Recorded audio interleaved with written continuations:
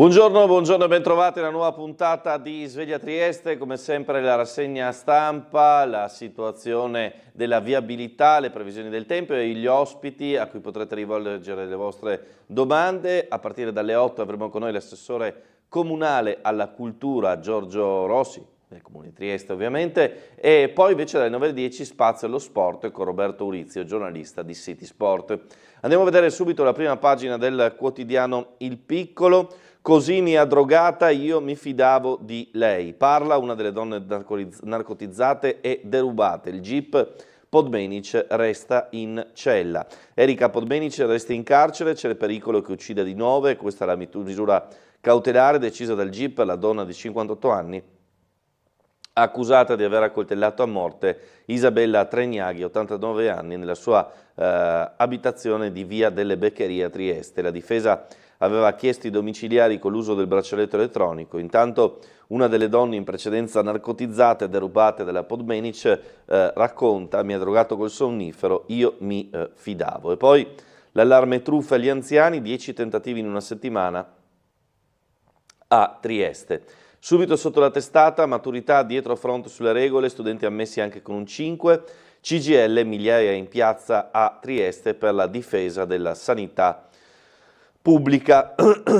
La guerra commerciale di Trump, i dazi abbattono i mercati e come l'11 settembre Milano la peggiore nell'Unione Europea. Un'altra giornata di panico sui mercati mondiali con la guerra commerciale dichiarata da Trump che affonda le borse e fa vivere a Piazza Affari uno dei venerdì più neri della sua storia, con l'indice FTSE MIB che nel corso della seduta arriva a perdere oltre il 7%, come il giorno dell'attentato alle Torri Gemelle.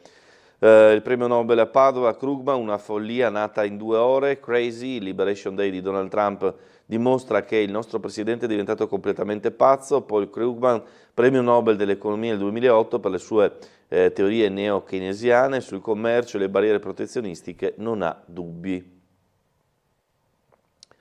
La Serra vuota, la primavera triste del Revoltello, una veduta del parco di Villa Revoltella all'inizio di questa primavera.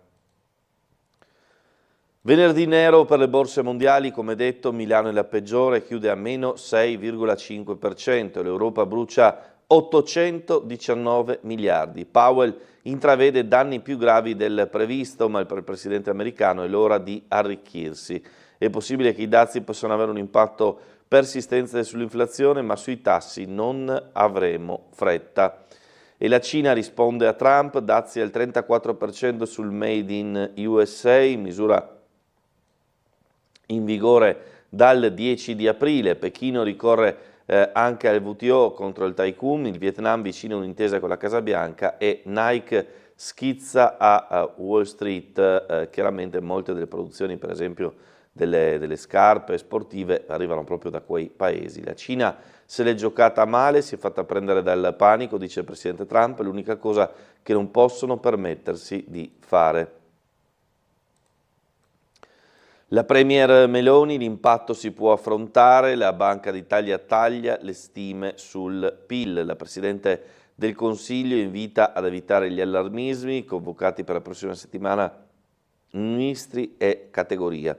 La Premier chiede all'Unione Europea di sospendere il Green Deal per l'automotive, la borsa crolla e perde il 6,5%, Banca d'Italia taglia le stime del PIL di 2 punti per quest'anno e 3 per il 2026. Giorgia Meloni si trova a predicare attenzione perché il panico e l'allarmismo possono causare danni ben maggiori di quelli connessi ai dazi. Per l'Europa una stangata da 100 miliardi. L'impatto delle politiche commerciali degli Stati Uniti è monster, secondo uno studio diffuso al workshop sul lago di Como, potrebbe determinare un incremento dei costi doganali pari a 104,4 miliardi di euro per l'Unione Europea.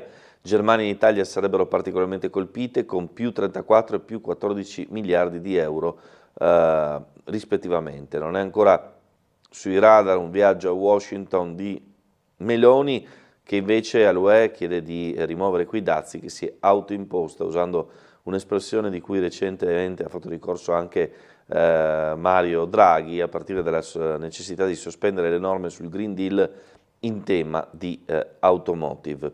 Pizza, parmigiano e prosecco, il caro dazi sulle tavole degli Stati Uniti, è partita la corsa a fare acquisti preventivi.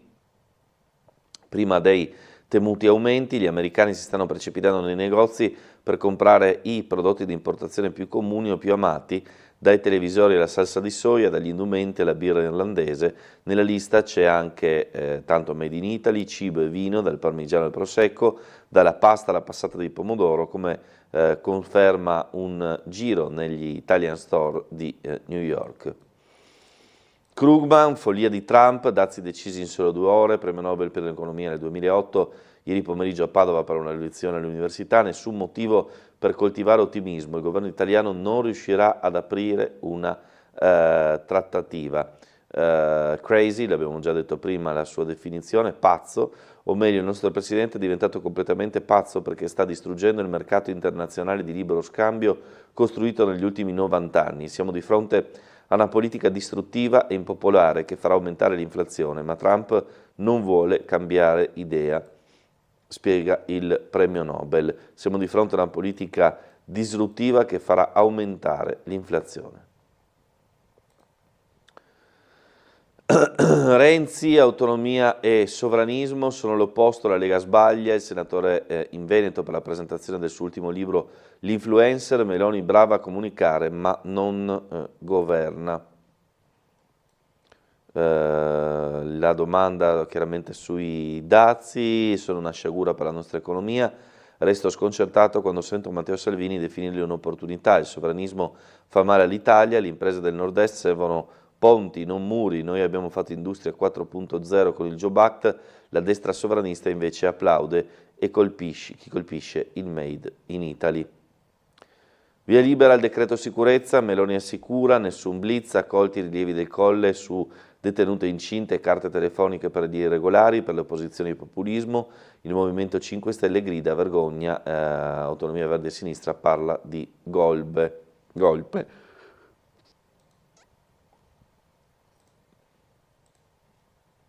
In carcere il GIP no ai domiciliari. Erika Podmenic, la responsabile dell'assassinio dell'89enne triestina in via delle Beccherie, per lei ravvisa il rischio di reiterazione del reato il giudice per le indagini preliminari. Andiamo a vedere il pezzo di ieri del nostro Gianluca Paladini.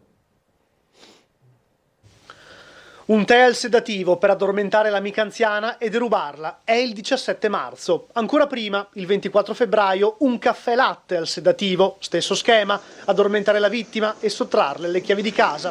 Sono le inquietanti indiscrezioni emerse nelle ultime ore. In entrambe le denunce delle vittime, fatte alla polizia locale e alla questura, compare il nome di Erika Podmenic.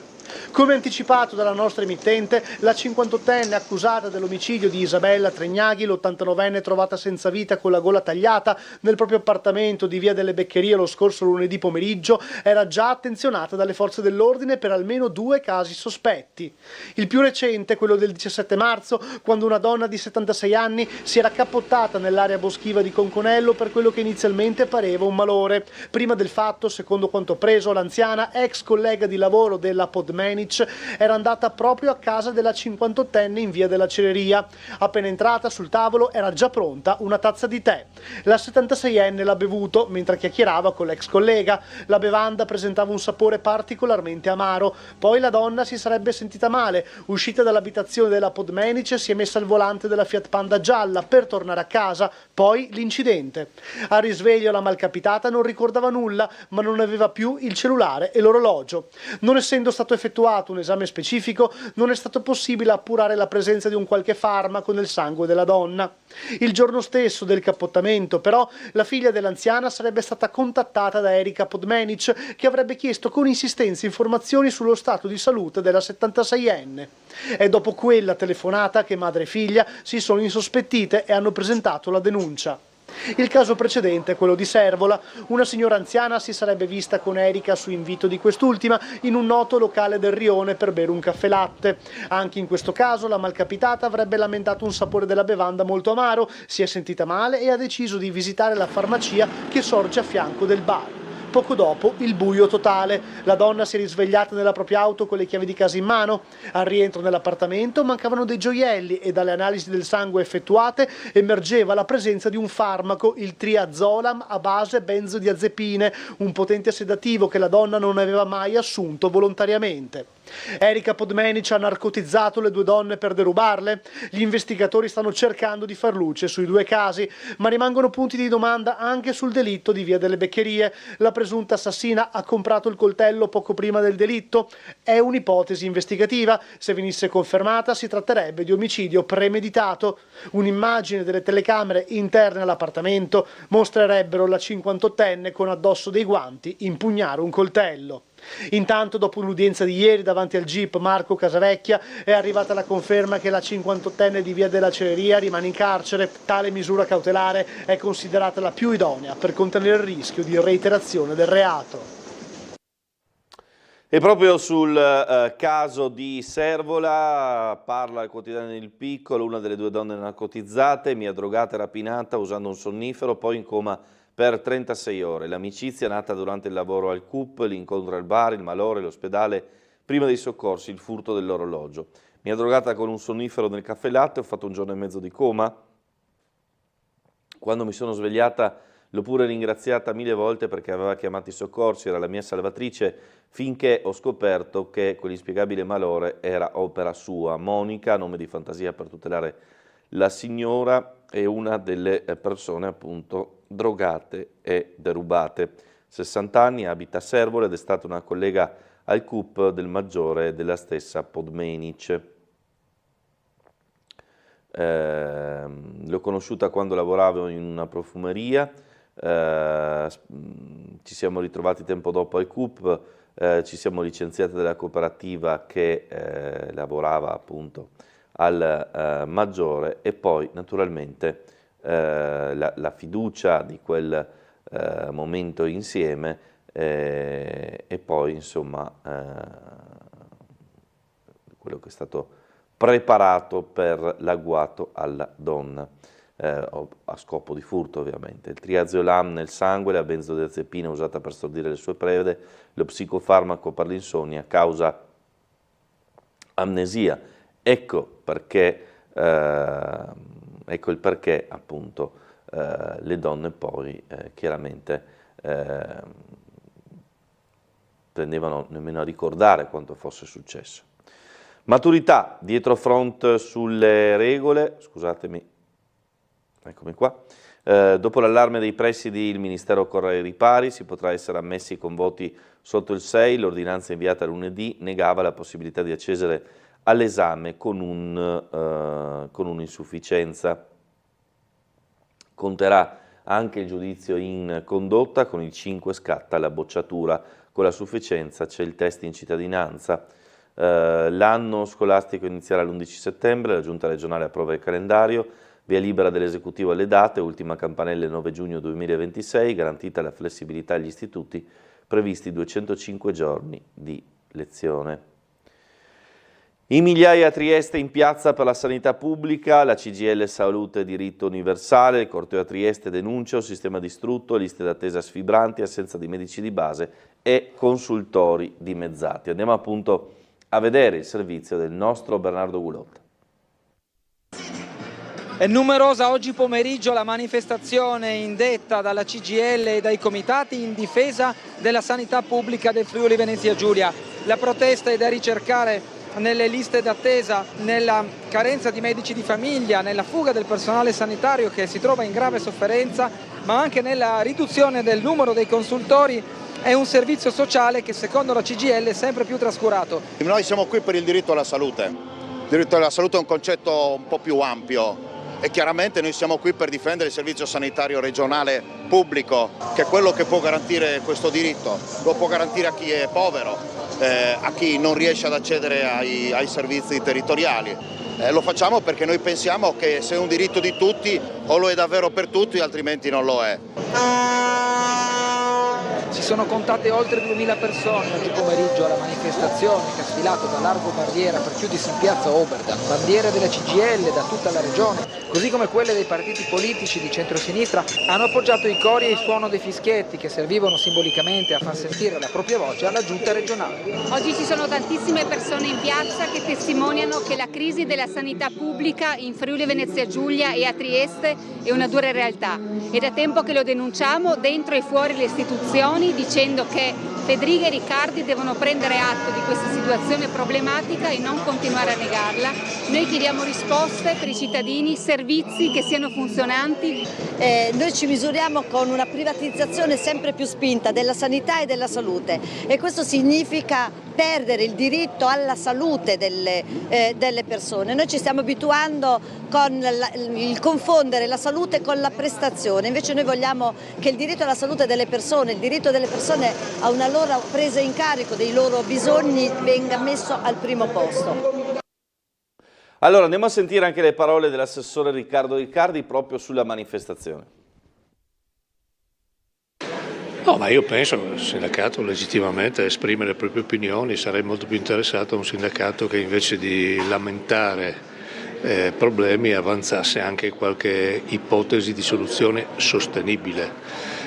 Io penso che il sindacato, davanti alla strutturazione del sistema, alla definizione dei costi, ai modelli di organizzazione che si sono sviluppati nel corso di questi anni, e parlo di decine di anni, anche rispetto all'incapacità di rimodulare un sistema rispetto agli oggettivi bisogni di salute che sono modificati nel tempo, penso che anche il sindacato abbia le sue responsabilità. Queste le parole dunque dell'assessore Riccardi. La prima nave dell'Alleanza Gemini fa scalo alla piattaforma logistica. Maersk inaugura il feeder tra Egitto, Trieste, Venezia, e CGA-CGM approda al Molo Settimo con la linea Boramed, una doppia novità sul fronte del traffico container. Il Consiglio di Stato al Comune riaprire la gara per le concessioni. Lignano ha accolto il ricorso di un albergatore dopo il primo respingimento del TAR, bando entro la fine dell'anno. Ieri anche la denuncia dell'Associazione Coscioni per il suicidio assistito davanti al Consiglio regionale. La Regione non fornisce i dati sulle richieste. La Regione del Friuli Venezia Giulia rifiuta di fornire i dati sul numero di richieste di suicidio medicalmente assistito arrivate dal 2020 a oggi. La denuncia appunto dell'Associazione Luca Coscioni che ha ricevuto risposte da 11 regioni che dichiarano almeno 51 richieste di morte volontaria. Istria sarà corsa a 3 per la dieta si divide e Radolovic è la prima candidata donna. Il partito spaccato, una parte sostiene il leader Paus, l'altra è schierata a favore di Miletic che si ripresenta alle urne come indipendente. Non ancora ufficiale la data del 18 maggio, si voterà anche in 10 città e 18 comuni. Stanno accendendo i motori le forze politiche e liste indipendenti che si daranno battaglie amministrative, indetta per il rinnovo a maggio degli organi di potere in Istria a livello regionale, cittadino e comunale. 180.000 elettori alle urne, 40 autonomie locali, 10 città e 31 comuni, insomma c'è parecchia maretta. La bandiera del Kosovo a Belgrado, il congresso UEFA diventa un caso, l'Unione delle Federazioni Calcistiche ha accolto il paese nel 2016, malgrado la Serbia non ne riconosca l'indipendenza. L'omologo serbo della FIGC ha parlato di un errore, sta andando rimosso, scatta la protesta di Pristina. MSC inaugura a Miami il nuovo terminal crociere costruito da Fincantieri. La struttura ha richiesto un investimento superiore a 400 milioni di euro, potrà ospitare 3 navi in contemporanea e 36.000 passeggeri al giorno. Sul fronte bancario, a Gorizia, l'assemblea che riunisce gli 8 istituti del Friuli Venezia Giulia, le banche di credito cooperativo, sono in salute, raccolta globale di quasi 18 miliardi di euro e oltre 92.000 soci. Tra un po' ci collegheremo anche con la sala operativa della Polizia Locale per le ultime su traffico e viabilità.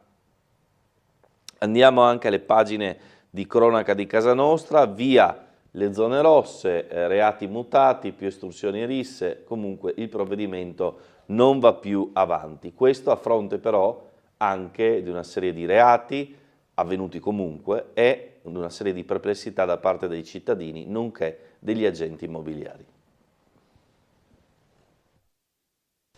Le zone rosse vanno in archivio. Nella riunione del Comitato per l'Ordine e la Sicurezza Pubblica è stato deciso di non prorogare il provvedimento adottato a Trieste il 20 gennaio scorso e scaduto il 31 marzo. Nella nota della Prefettura si parla di 5.000 persone controllate in 70 giorni e 38 ordini di allontanamento. Collegate a queste anche l'ordinanza sindacale che imponeva la chiusura di locali che somministrano alcolici a mezzanotte, limitando fortemente l'uso del vetro. Stando al prefetto Pietro Signoriello, la situazione nelle zone che erano state attenzionate è migliorata. Ora dunque si proseguirà con strumenti ordinari di controllo di pubblica sicurezza rafforzati nel periodo pasquale. Non si esclude però il riutilizzo dello strumento delle zone rosse in alcune zone del capoluogo giuliano, qualora in futuro dovesse esserci l'esigenza. I provvedimenti avevano interessato la zona che da via Donadoni arriva fino a piazza Goldoni, comprendendo la zona di piazza Garibaldi e Barriera, l'area tra piazza Libertà, zona Stazione e piazza Oberdan e in un primo momento anche la zona ricompresa fra Piazza Verdi e il Molo Audace.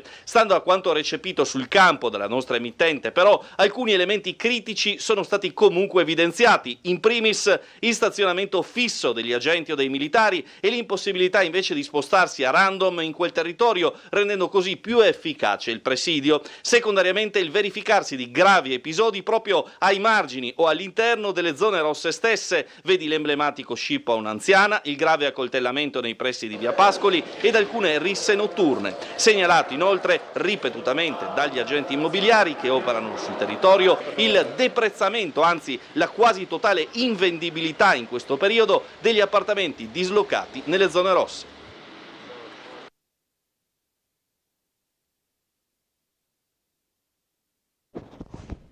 E proseguiamo ancora andandoci a collegare con la sala operativa della Polizia Locale, dove dovrebbe esserci Marco Cerneca, l'agente scelto, per il punto della situazione. Buongiorno. Buongiorno a lei e a tutti i telespettatori. Allora inizierei con la situazione attuale che vede praticamente il traffico scarso, se non quasi nullo, sulle strade attualmente del comune, da quanto possiamo vedere. Non abbiamo segnalazioni di incidenti o di quant'altro. La notte è passata molto tranquilla, abbiamo effettuato un rilievo di sinistro a carattere di solo danni in Piazza Libertà e poi alcuni interventi per soste abusive e alcuni per musica ad alto volume. Ricordo per oggi nella mattinata dalle ore 12 divieti sulle rive per l'arrivo della nave che interesserà le solite zone Piazza Marinai d'Italia, Riva Sauro e Riva del Mandracchio. E questo divieto si protrarrà fino al 6 aprile. E per domani ricordo le riprese cinematografiche che saranno effettuate nella zona del centro.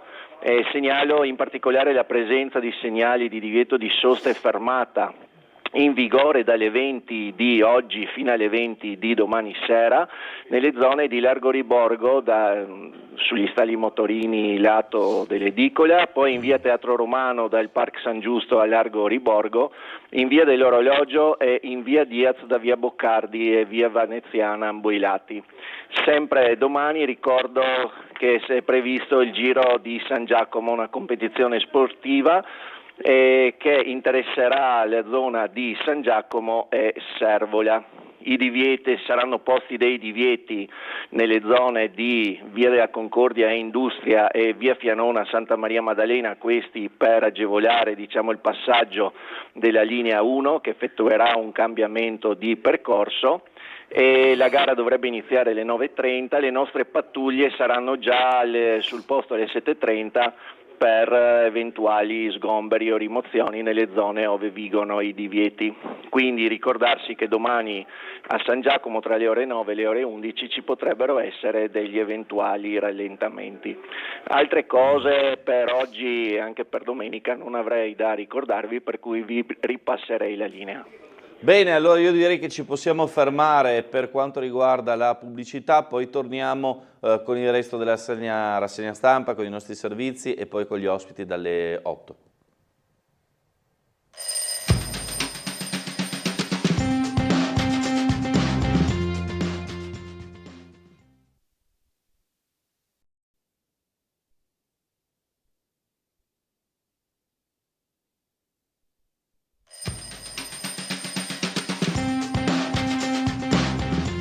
Bentrovati in diretta su Tele4, andiamo a sentire gli altri servizi del TG di ieri anche sulla base della rassegna stampa. Prima di tutto la minorenne aggredita in Piazza Libertà, caso su cui cercheremo di fare luce oggi nel nostro telegiornale. Andiamo a vedere il servizio dal nostro notiziario di ieri sera alle 19:30 su un caso ancora totalmente da chiarire.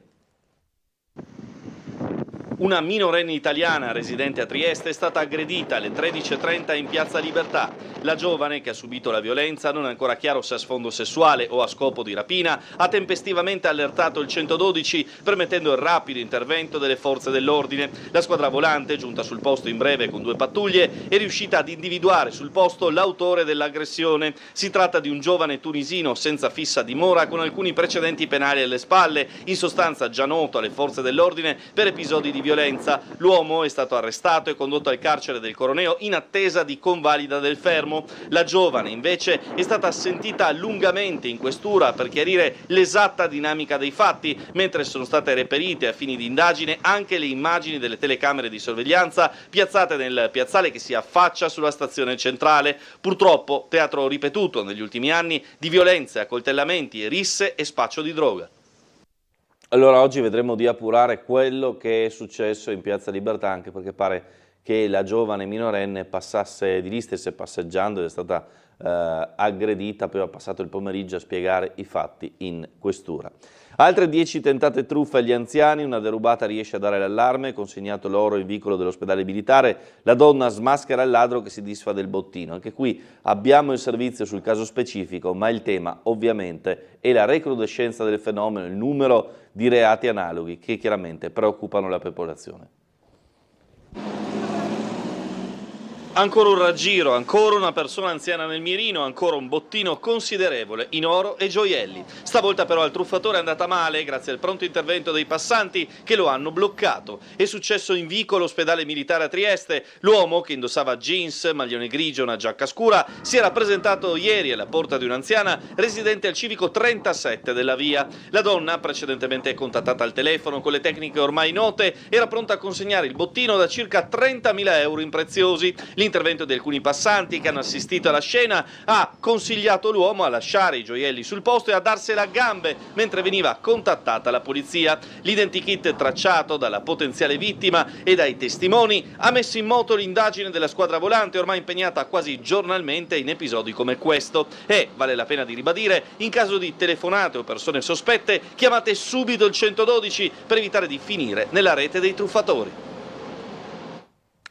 Allora, il giallo della morte a Bangkok fra rimpatrio e assicurazione, l'iter per il rientro della salma di Babici, ancora in stallo le procedure per il rimpatrio della salma del 24enne triestino Matteo Babici, deceduto in Thailandia in una stanza di albergo nel centro di Bangkok in circostanze non ancora chiare lo scorso 27 marzo. L'iter si è sbloccato dall'ambasciata italiana, ma manca una data per il trasporto. Il tema pare sia anche assicurativo. Pare il ragazzo avesse stipulato un'assicurazione col supporto della nonna, da quanto risulta prima della partenza all'estero. Se conformato, la compagnia dovrebbe provvedere alla pratica di rimpatrio e alle spese. Al momento però non ci sono certezze. Il padre del 24enne in fase di rientro, il coetaneo triestino che aveva trascorso la giornata o la sera con Babici è invece già rientrato, e lui l'amico che aveva trovato morto il 24enne a Bangkok nella stanza di albergo. Non è stato ancora sentito dalle autorità. Non trapela nulla nemmeno sul risultato dell'autopsia. Stiamo aspettando che la Procura abbia aperto un fascicolo. La nomina di un perito di parte sarà decisa dall'avvocato in base ai risultati dell'esame tossicologico effettuato a Bangkok. Andiamo ancora avanti. Travolta nel parcheggio Conad, doppia autopsia per la vittima. È iniziato l'esame per stabilire le cause del decesso della 69enne Anna Karmasin, possibile un accertamento tecnico per stabilire la dinamica dell'investimento. La passerella di Rozzol Melara, via Pasteur, da un po' di tempo sbarrato. La strada del quadrilatero di Rozzol è in corso di sostituzione delle passerelle, bloccando però il passaggio veicolare e dei passanti. L'auto in Piazza Unità fino al Caffè degli Specchi, scatta la multa da 79 euro, protagonista uno sloveno che sostiene di essere stato tradito dal navigatore satellitare fermato dalla polizia locale per aver violato la zona pedonale. Ora andiamo a vedere anche quello che succede al cimitero di Sant'Anna, danneggiamenti, episodi di vandalismo ripetutamente segnalati e si corre ai ripari. Lunedì prossimo alle 10 il Comune presenterà i lavori di restauro realizzati su alcune tombe monumentali di particolare pregio all'interno del cimitero di Sant'Anna. Prosegue dunque l'attento lavoro da parte dell'amministrazione per quel che concerne la valorizzazione del comprensorio, visitando il quale, secondo il metro di un turismo ossianico, si può ripercorrere la storia delle grandi famiglie triestine ed osservare monumenti funebri realizzati anche per esponenti della cultura cittadina, ma non solo, da esponenti della storia dell'arte locale. Da un punto di vista più consuetudinario, da anni Sant'Anna è visitata di meno. Molti scelgono di tenere a casa le ceneri dei propri cari o di disperderle. Chi però ha ancora i propri cari al cimitero tiene ad essi e di certo anche a ciò che li ricorda, sia una tomba di famiglia o più semplicemente una lapide o un loculo. E quando succede, e succede con una certa frequenza, che qualcuno in preda a chissà quale pulsione danneggia uno di questi manufatti, ruba i fiori o si accanisce nei modi più vari, poco importa se l'entità del danno è notevole o meno. Il Comune e Acegas APS Amga sono al corrente di quanto accade ed invitano i familiari dei defunti a comunicare ogni episodio rivolgendosi alle portinerie situate agli ingressi di via dell'Istria e di via Costalunga e, se qualcuno crede, può anche presentare ai carabinieri una denuncia contro ignoti. Il problema resta quello di cogliere sul fatto i responsabili di questi vandalismi. Non è cosa da poco, basta soltanto pensare all'area da controllare. Secondo l'assessore comunale Sandra Savino, che ha in capo la delega ai servizi cimiteriali, una prima risposta potrebbe essere data dalla videosorveglianza e a tale scopo sta raccogliendo il materiale per supportare la richiesta al Comitato Ordine e Sicurezza. Allora, a Villa Revoltella altri 3 mesi per riparare i giochi, liberata la casetta del custode, mostra i segni di degrado, serra, scuderie e chalet ancora senza utilizzo. Il sogno di un bar all'interno della Villa Revoltella. In tanti non hanno apprezzato le statue cadute o gettate a terra, sono state recuperate e sistemate, aiuole curate e colorate, ma troppi edifici restano abbandonate. Riportare le mostre nelle serre Rossi sarebbe necessario, troppi interventi, meglio altre sedi. C'è da dire che avremo con noi l'assessore Giorgio Rossi, quindi evidentemente parleremo anche di questo tema tra poco qui a Sveglia Trieste. Poi torna il grande freddo, Bora, domenica e lunedì, crollo delle temperature. Torna il freddo in tutta la regione, non sono previste piogge, ma una nuova ondata di freddo polare dalla Russia che farà scendere la colonnina di mercurio al di sotto della media stagionale e farà tornare la Bora. Il Comune ha annunciato la chiusura di tutti i giardini pubblici per la giornata di domenica. Sabato, cioè oggi, cielo sereno, poco nuvoloso, con aumento delle nubi verso sera, venti deboli a regime di brezza. Da domenica la svolta, in giornata il cielo poco nuvoloso, Bora sostenuta o forte, temperature in calo, lunedì sotto i 5 gradi, tra i 2 e i 5 gradi le minime, quindi occhio insomma a non anticipare il cambio di stagione, mantenere anche indumenti pesanti. Andiamo ancora avanti, high-tech a servizio della logistica, il nuovo hub sul canale navigabile, inaugurato il polo del gruppo Parisi per Mitsubishi da 7.000 metri quadrati, investimento da 8 milioni. Nel novembre 2023 Francesco Parisi e Pietro Tortora, rispettivamente vicepresidente e presidente della Simetra, hanno valutato di costruire un nuovo magazzino. Nel giugno dello scorso anno sono partiti i lavori ed ecco che appunto il magazzino è diventato realtà. Capannone intelligente, efficiente e veloce grazie all'intelligenza artificiale, il super magazzino Simetra è compatto e presenta un elevato livello di automazione. La diplomazia internazionale dei giovani è al via la 9ª edizione di Obermoon, la 3 giorni promossa dal liceo Oberdan, studenti di tutta Europa impegnati a Trieste in una simulazione dei lavori ONU. Poi ancora il malessere del mare spiegato tramite 32 tavole di fumettisti, da oggi tutti gli appuntamenti di mare, dire, fare. Poi ancora, ieri abbiamo seguito la nuova toponomastica via Papa Wojtyla a Montegrisa, ora marciapiedi sulla strada, l'intitolazione a Giovanni Paolo II, la presenza delle autorità civili e religiose. I fedeli chiedono un percorso per le corriere, per gli autobus, per i pullman, per l'approdo al santuario. Ecco l'inaugurazione di ieri. Con una celebrazione sobria e rispettosa del luogo e anche partecipata, oggi è stata intitolata a Papa Giovanni Paolo II una via nei pressi del Tempio Mariano di Montegrisa, nel 20° anniversario della morte di Karol Wojtyla, avvenuta il 2 aprile 2005. La cerimonia è stata celebrata dal vescovo di Trieste Enrico Trevisi, alla presenza delle autorità civili, militari e religiose, scoprendo la targa che porta la nuova toponomastica verso il santuario. È la testimonianza di un santo che è ancora vivo nei nostri cuori e che ci ricorda l'essenziale in un mondo talvolta così pieno di tenebre, di sopraffazioni, di preoccupazioni, dove il futuro lo vediamo molto fosco, invece ci sono delle luci e noi siamo chiamati a guardare anche arricchiti dalle testimonianze di chi ci ha preceduto. La proposta di dedicare una via a Papa Giovanni Paolo II è stata ritenuta meritevole di essere accolta in considerazione della vicinanza al Papa da parte della cittadinanza, anche in seguito alla sua visita a Trieste nel maggio del 1992.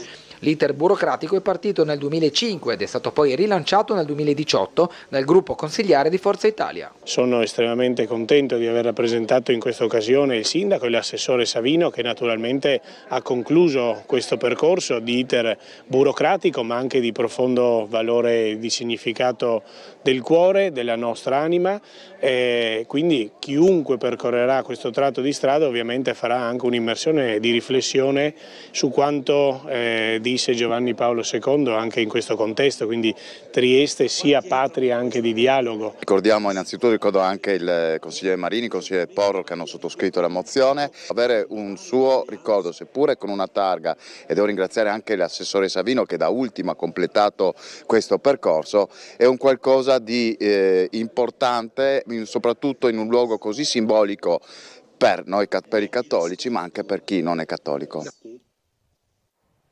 Allora, Savino, una figura che rimane viva in città non solo per i credenti. Abbiamo deciso di dedicare una strada come quella che porta al santuario di Montegrisa a Papa Giovanni Paolo II, spiega la sottosegretaria e assessore comunale Savino, perché si tratta di una delle figure più luminose del nostro tempo. Profondamente orgogliosa, San Giovanni Paolo II ha lasciato un segno indelebile nella storia della Chiesa e dell'umanità intera, è stato il Papa del dialogo, della pace e della libertà, ha saputo parlare ai giovani, avvicinare i popoli, difendere con coraggio la dignità dell'uomo contro ogni forma di oppressione e totalitarismo, è stato un simbolo di speranza per milioni di persone credenti e non credenti. Poi il restauro degli affreschi nella chiesetta di Catinara, fondo del comune di 16.700 euro per l'attuazione. Al santuario il giubileo dedicato agli ammalati, oggi con inizio alle 14:30 a Montegrisa.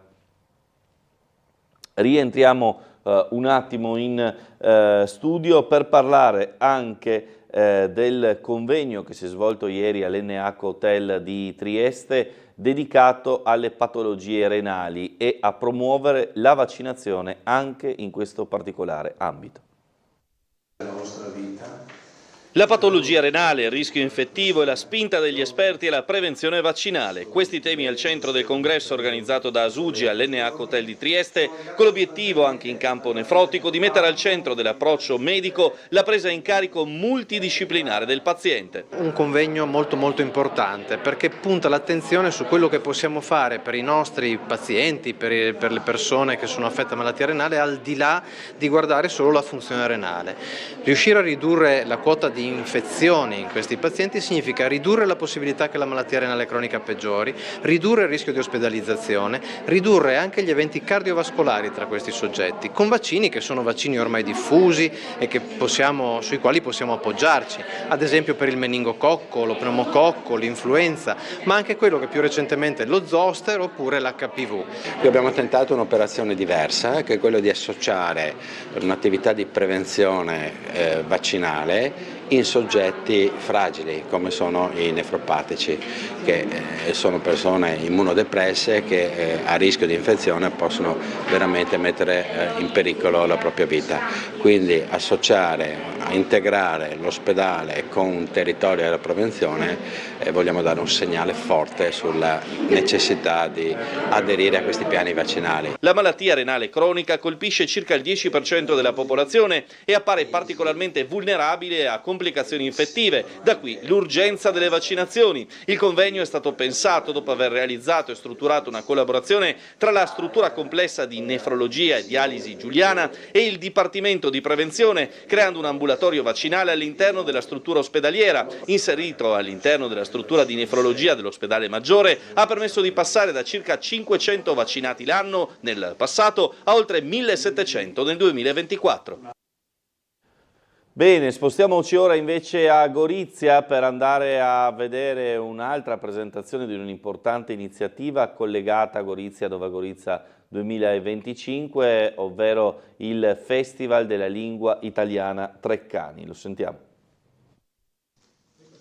Le parole valgono, e questo è lo spirito del Festival Treccani della Lingua Italiana, che andrà in scena a Gorizia dal 10 al 13 aprile, mettendo al centro degli incontri con i relatori la parola confine, una scelta fortemente voluta dalla Fondazione Cassa di Risparmio di Gorizia, sul cui sito è disponibile il programma completo e verranno caricate le registrazioni degli incontri. Perché? Perché si ritorna al valore delle parole, cioè oggi si comunica attraverso la parola. Forse diamo per scontato tutto, siamo passati ormai agli emoticon, però torniamo alle parole che ci ritornano. La parola confine è ogni giorno evocata.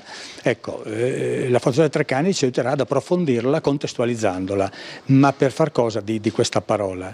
Di darle il senso di quell'accrescimento della consapevolezza e anche della capacità di dialogo e di comprensione interculturale che c'è, è indubbio ormai nel mondo, c'è questo passaggio, e quindi far sì che le parole diventino elemento di comprensione e di acquisizione di una piena cittadinanza. Tra i grandi ospiti della rassegna, Cristina Collu nell'evento di apertura sull'arte senza confini di giovedì alle 16:30, ma anche lo storico delle religioni Daniele Menozzi, il fisico e giornalista Enrico Pedemonte, il poeta e direttore di Pordenone Legge Gianmario Villalta e la serata speciale di sabato al Kulturnidom di Gorizia con lo spettacolo dello scrittore triestino Paolo Rumiz a cura di Ciro Menale, quest'ultimo un vero e proprio racconto della vita di confine accompagnato dalle melodie della piccola orchestra dei popoli che suona con strumenti realizzati con i legni delle barche dei migranti. Particolare importanza è stata data alle sessioni mattutine dei laboratori linguistici dedicati alle scuole, il 10 aprile a cura di Nicolas Ballario sul tema del confine nell'arte e l'11 sul concetto e la storia della parola confine dal latino all'italiano a cura di Fabio Rossi e Rafael Merida.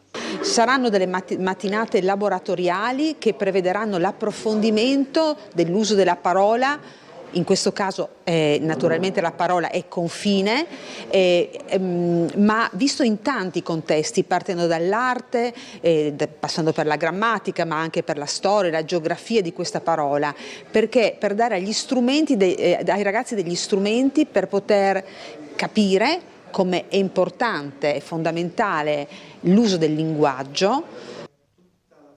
Bene, allora questo è un po' il punto di quello che succederà anche a Gorizia. Arriva una mail, Tullio ci scrive, mi sembra che dagli organi di comunicazione locali non sia assolutamente messo in evidenza un aspetto della situazione della nostra città e preoccupa l'opinione pubblica da tempo, la percezione della sicurezza e la repressione dei reati. Faccio alcuni esempi: l'omicidio dell'anziana era attenzionata per rapine e truffe ad anziane, eppure era così sicura di farla franca che continuava imperterrita fino all'omicidio. L'aggressore tunisino era noto alle forze dell'ordine, per non parlare della povera Liliana. Vabbè, qui non si ha chiaramente una certezza su quello che è successo su Liliana. Ovviamente, chiaramente fa specie il caso ovviamente delle indagini precedenti della persona che poi ha commesso un omicidio. C'è da dire che effettivamente di solito quando si tratta di truffatori eccetera non arrivano mai a situazioni del genere, le indagini però c'erano e quindi ha perfettamente ragione, così come il tunisino. Oggi cercheremo di appurare di quali precedenti specifici avesse a suo carico, perché ieri sera sono arrivate ancora notizie frammentarie. Detto questo, è vero, spesso si parla di avvisi orali, di decreti di allontanamento e poi le persone reiterano il reato e si rendono pericolose sul nostro territorio. Chiaramente è una preoccupazione assolutamente condivisibile, ma non è che noi possiamo fare qualcosa, noi non possiamo fare altro che riportare quello che succede e quello che ci viene comunicato anche dalle forze dell'ordine. Dopodiché è chiaro che si apre il dibattito sulle misure, soprattutto sulla revisione delle leggi in materia rispetto a determinate situazioni, perché effettivamente poi in carcere si va solo per casi estremi e questo chiaramente preoccupa, non può che preoccupare la popolazione. Andiamo a vedere le pagine sportive. Weekend intenso, molto interessante. La certezza di Candussi, il centro di Trieste dà un contributo chiave dalla panchina, Napoli in forma, ma sappiamo di cosa siamo capaci. Siamo molto dispiaciuti per l'addio di coach Jamion Christian, con lui si era creato un rapporto umano di primissimo livello. Allora, cosa succede? Il campo innanzitutto. Domani la Pallacanestro Trieste gioca una partita molto importante con Napoli, perché permetterebbe alla squadra di rimanere al top della classifica e chissà, con tanti scontri diretti, magari di raggranellare anche qualche posizione in più rispetto all'ottima sesta posizione in classifica. Questo è il campo, la situazione contro una Napoli peraltro che ha grande qualità, ha aggiunto stranieri molto importanti rispetto al girone di andata. Si gioca domani alle ore 17 sul campo triestino. Poi c'è la questione coach Christian e qui chiaramente si è scatenata un po' la polemica anche da parte dei tifosi via social. Perché? Perché Christian decide di tornare negli Stati Uniti l'anno prossimo, va a allenare la Bryant University vicino casa, per ritornare vicino alla moglie, vicino alla famiglia dopo 2 anni all'estero. Detto questo, stride rispetto ai normali percorsi, diciamo così, degli allenatori di casa nostra, presentarsi alla squadra, alla città, conferenza stampa e quant'altro a stagione ancora in corso, ancora sotto contratto con la Pallacanestro Trieste, in un momento in cui si lotta per i playoff. Tutto ciò, diciamo, stride con la consuetudine italiana e ha dato fastidio a tantissimi tifosi, indipendentemente dal percorso di Jamion Christian, al quale, bisogna dire, va scritto parte del merito della promozione dell'anno scorso e anche dell'ottimo campionato sin qui disputato. Detto questo, un allenatore sotto contratto che va in America e si presenta per un'altra società, è chiaro, è evidente che non sia piaciuto alla piazza. Futurosa, oggi l'ultima al Palarubini, con Civitanova servirà intensità, ore 19, parquet del Palarubini. Recupero in attacco, vediamo cosa fa la Triestina. Tesserà qualche uomo in più per la trasferta di Meda, rientra la punta Udo, Prudenza su Correia, out Balcò. La Triestina appunto si prepara a un'altra battaglia, quella di domani contro il Renate, fondamentale come prima delle 4 partite chiave che chiuderanno la regular season della Triestina, con ancora una piccola possibilità di conquistarsi la salvezza diretta sul campo e la probabilità importante di giocarsi i play-out. Assenza molto probabile di Correia dopo la contusione all'anca rimediata nel finale della gara contro il Feralpi, ci sarà la possibilità di King Udo in attacco, anche se ha fatto molto bene Strizzolo nell'ultima uscita interna della Triestina, centrando anche il gol.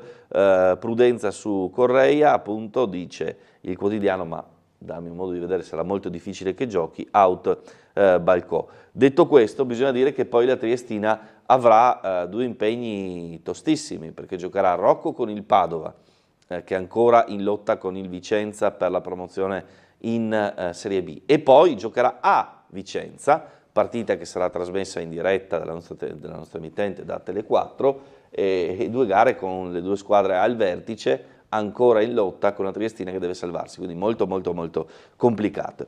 Stagione regolare che poi si chiuderà in casa con il Novara, con la possibilità della Triestina di raggranellare gli ultimi punti utili.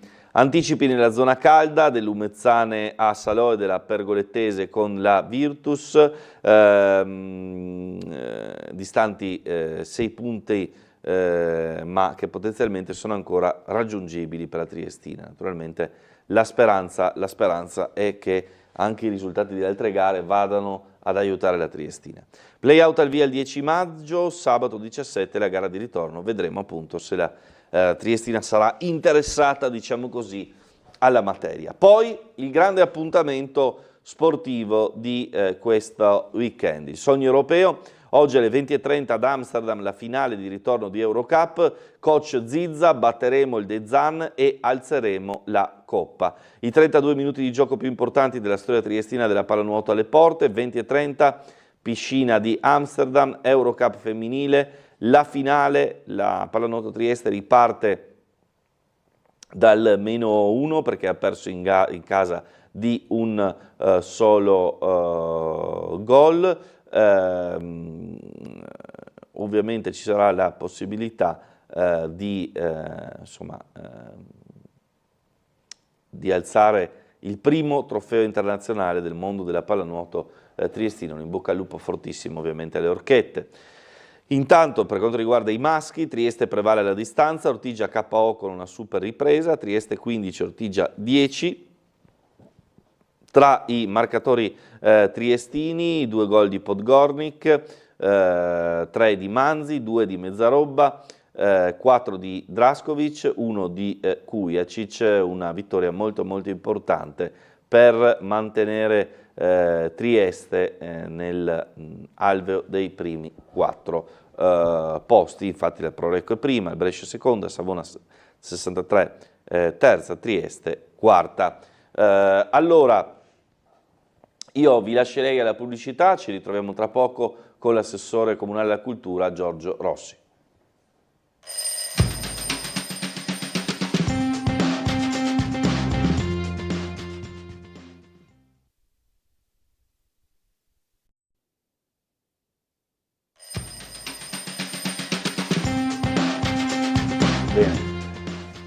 Bentrovati in diretta a Sveglia Trieste con l'assessore comunale alla cultura Giorgio Rossi. Buongiorno e bentrovato innanzitutto. Buongiorno a te, buongiorno a tutti. Allora, assessore, innanzitutto siamo, diciamo così, vicini alla stagione estiva, anche se, insomma, diciamo così, che il mondo della cultura triestino non si ferma, anzi durante l'autunno e l'inverno porta comunque grandi risultati, ma è ovvio, insomma, che con la bella stagione via via l'arrivo anche di maggiori quote di turisti, no? La città si riempirà, i musei eccetera. Che aspettative ci sono per questo, diciamo, estate 2025? Beh, le aspettative devono garantire soprattutto a questo flusso turistico, ma non solo ai cittadini, eventi sempre più qualificati rispetto al passato, cioè si devono fare dei passi in avanti. Cioè oggi, come abbiamo detto tante volte, non è importante fare invece che 1,5 milioni di turisti, che indubbiamente è un numero record, farne 2, perché abbiamo anche problemi di ricettività. Stiamo costruendo alcuni alberghi, altre cose si sono fermate, ma soprattutto dare garanzia a quelli che vengono di trovare i servizi giusti, cosa che non è automatica. Ad esempio c'è il problema dei parcheggi, che è un problema veramente rilevante.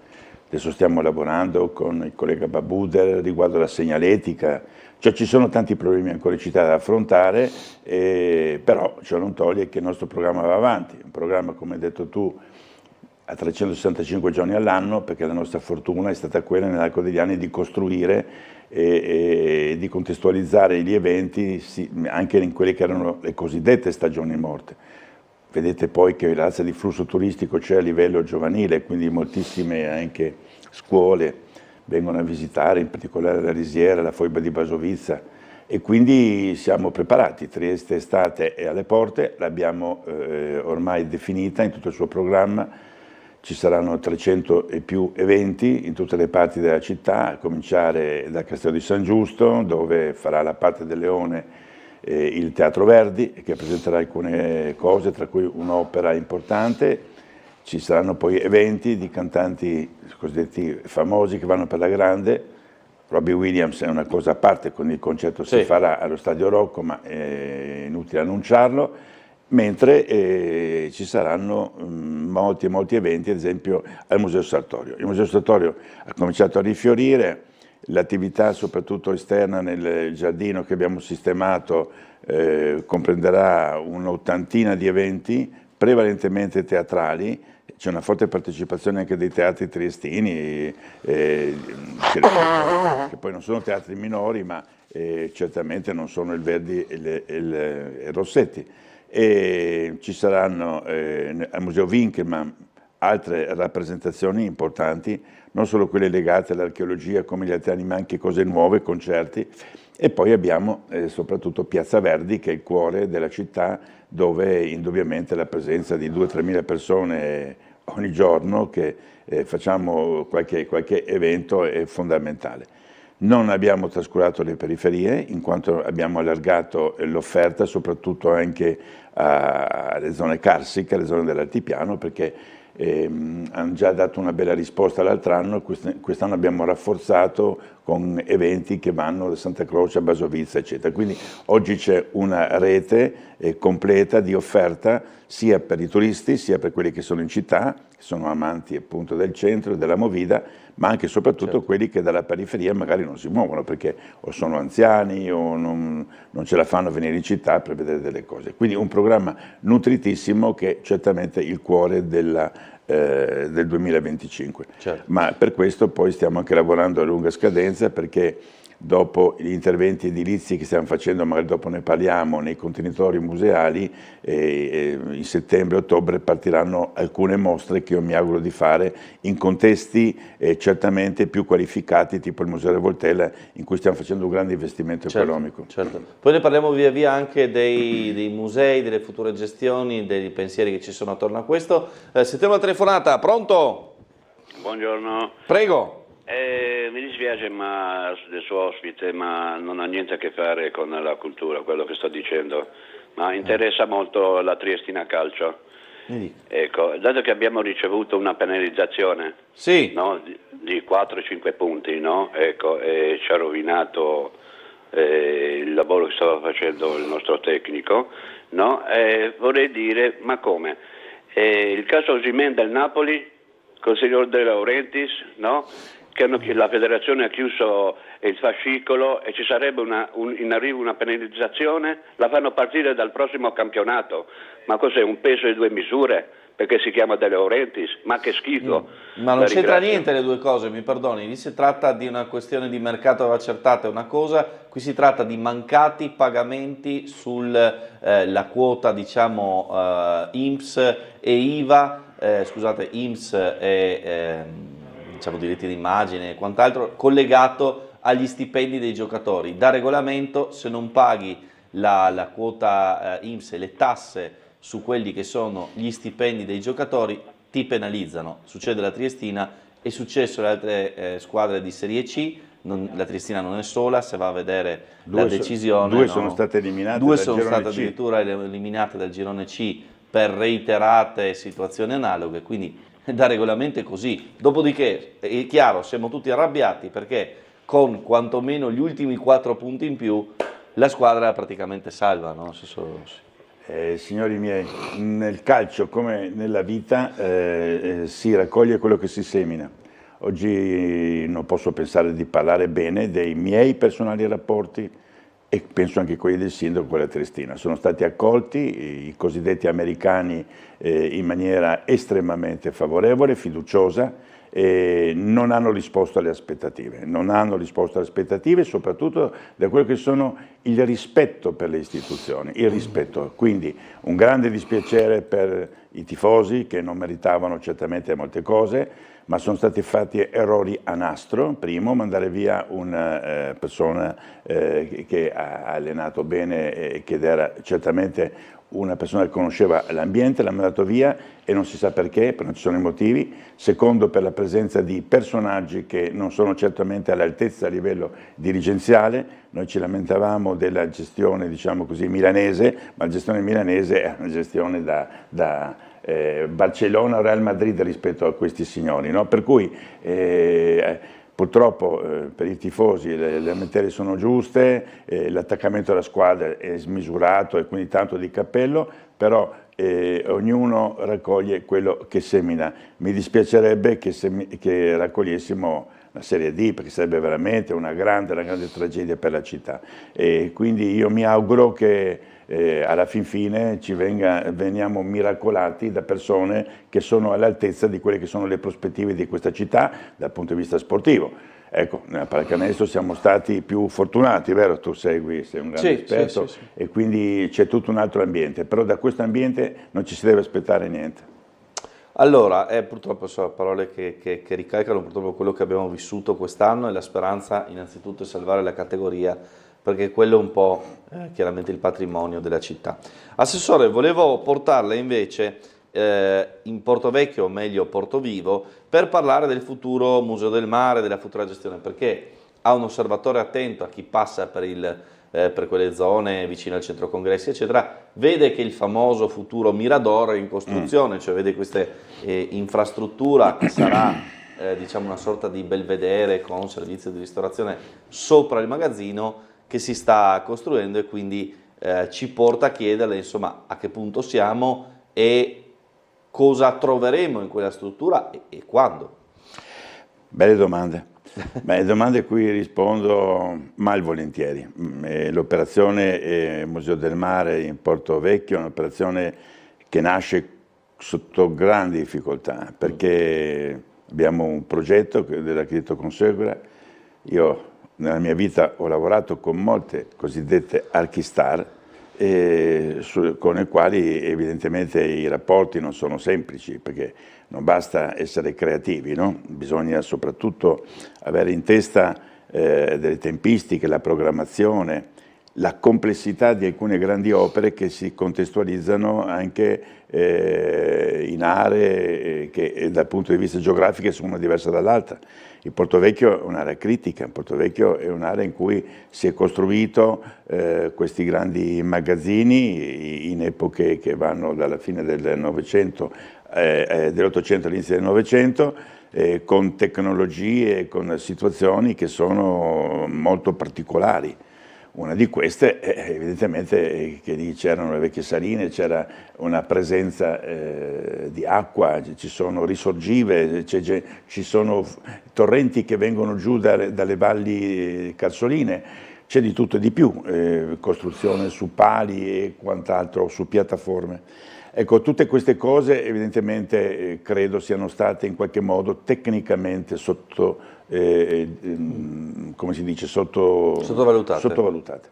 E questo ha portato una complessità di situazioni che a mio parere non sono state gestite alla grande, perché parlo e sono critico, perché questo è il mio mestiere, l'ho fatto per 50 anni e mi piacerebbe che ma perché è così preoccupato, Assessore? Sono preoccupato, tesoro mio, perché ti chiamo tesoro per poi essere mio figlio, va bene?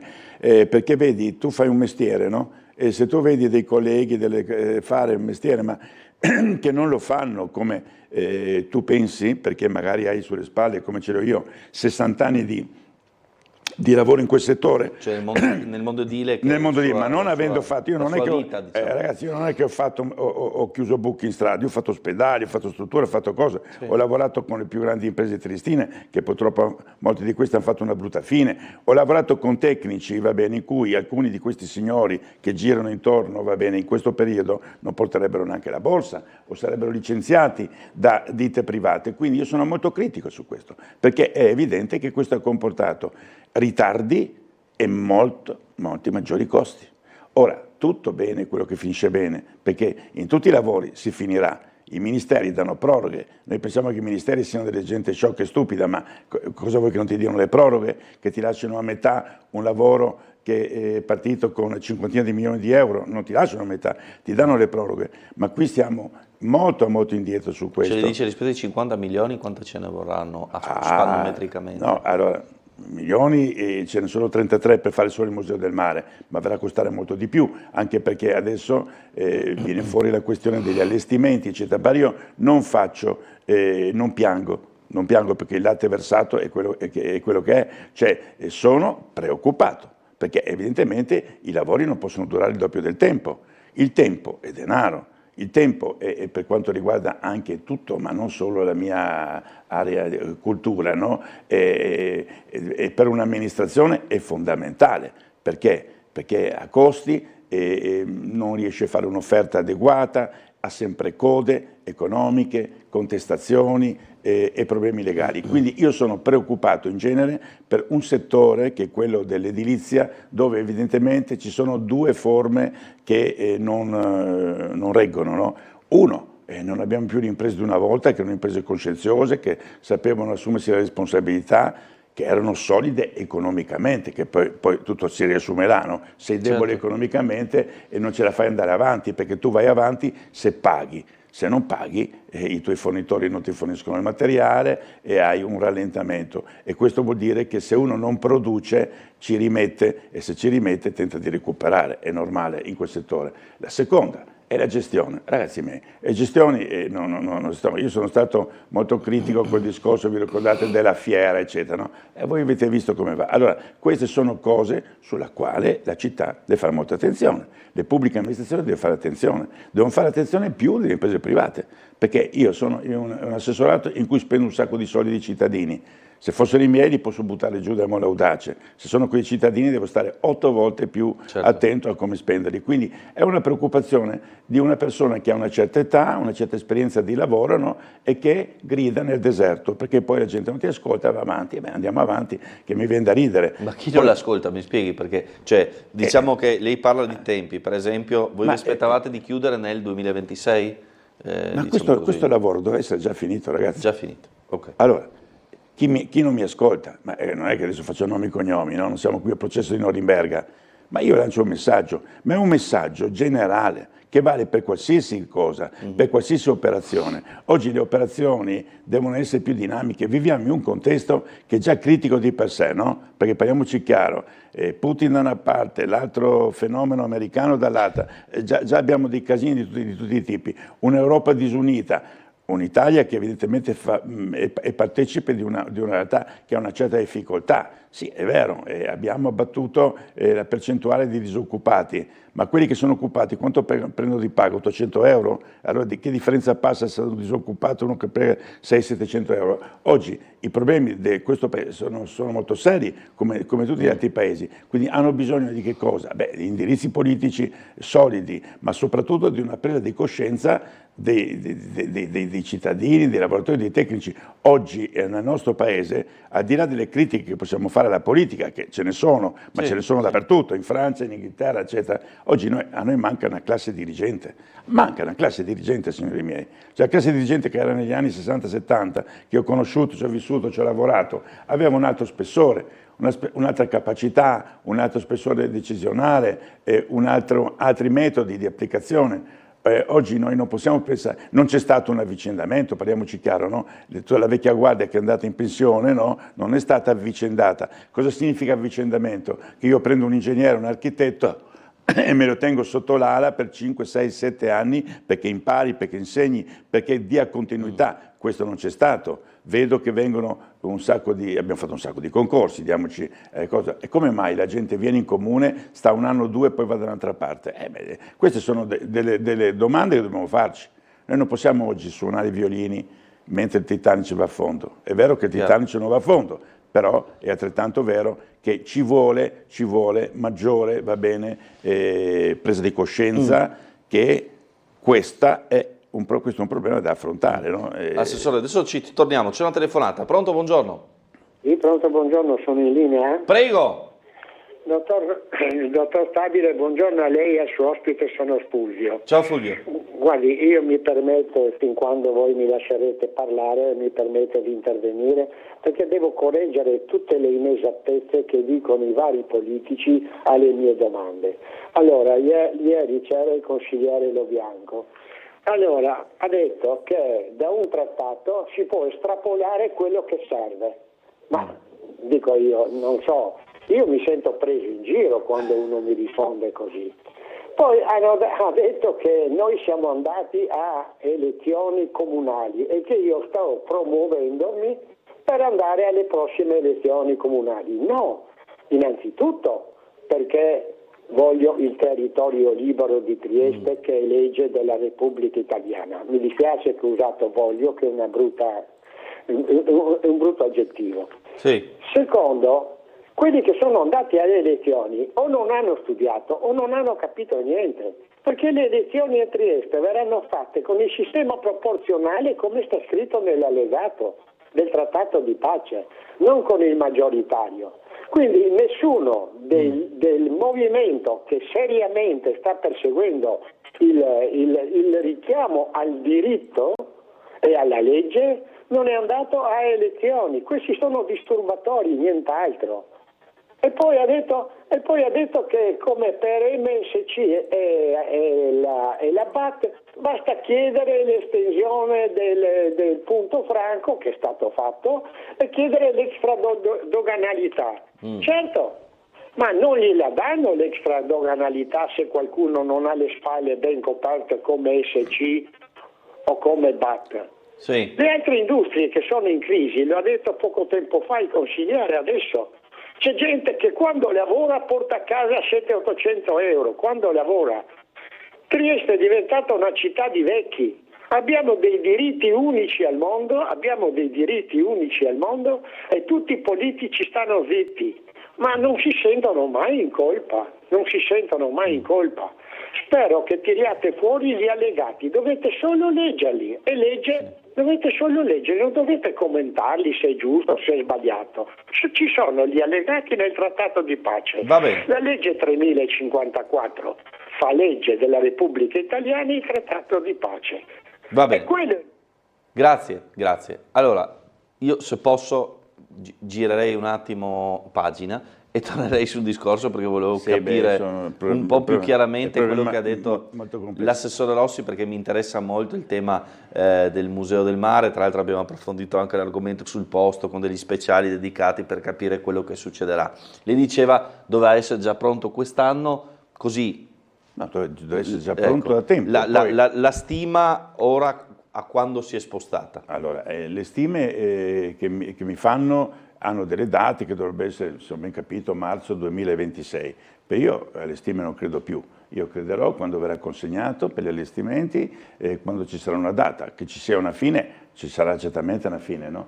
Tutto finisce, però bisogna capire se finisce in gloria o meno. Cioè, quindi non ho dubbi che una volta finito sarà bello, sarà allestito, sarà una cosa da seguire, però la mia è una critica, che è una critica costruttiva, perché ho dato dei suggerimenti, delle cose da assessore alla cultura, ma evidentemente non ho avuto il peso giusto per poter incidere, quindi ognuno si assumerà le responsabilità e via discorrendo. Quindi abbiamo varie gatte da pelare ancora a destra e a sinistra, le raggiungeremo certamente gli obiettivi, ma una cosa è raggiungere gli obiettivi in tempi utili e con un'esposizione economica giustificata, e un'altra è raggiungerli a babbo morto, come dicono i miei amici romani. Quindi su questo è un discorso in cui io non posso pensare di dire tutto va bene madama la marchesa. Insomma, certo. no? Poi dopo lei l'aveva già sottolineato, serve strutturare quello che sta attorno al Museo del Mare e soprattutto chi lo gestirà e come. Non ci sono dubbi, tu hai centrato uno che è il problema dei problemi. Oggi sono 8 anni che faccio l'assessore alla cultura e l'ho fatto con molto piacere, addirittura di più di quando facevo l'assessore ai lavori pubblici, no? Perché? Perché l'ambiente è un bel ambiente, sono un ambiente abbastanza sano, di prospettiva, insomma tutti anche, parliamoci chiaro, culturalizzati, cioè il più modesto ha un paio di lauree, no? In storia o in filosofia, quindi lavoro molto volentieri, sono anche molte donne che sono motivate e lavorano con grande impegno.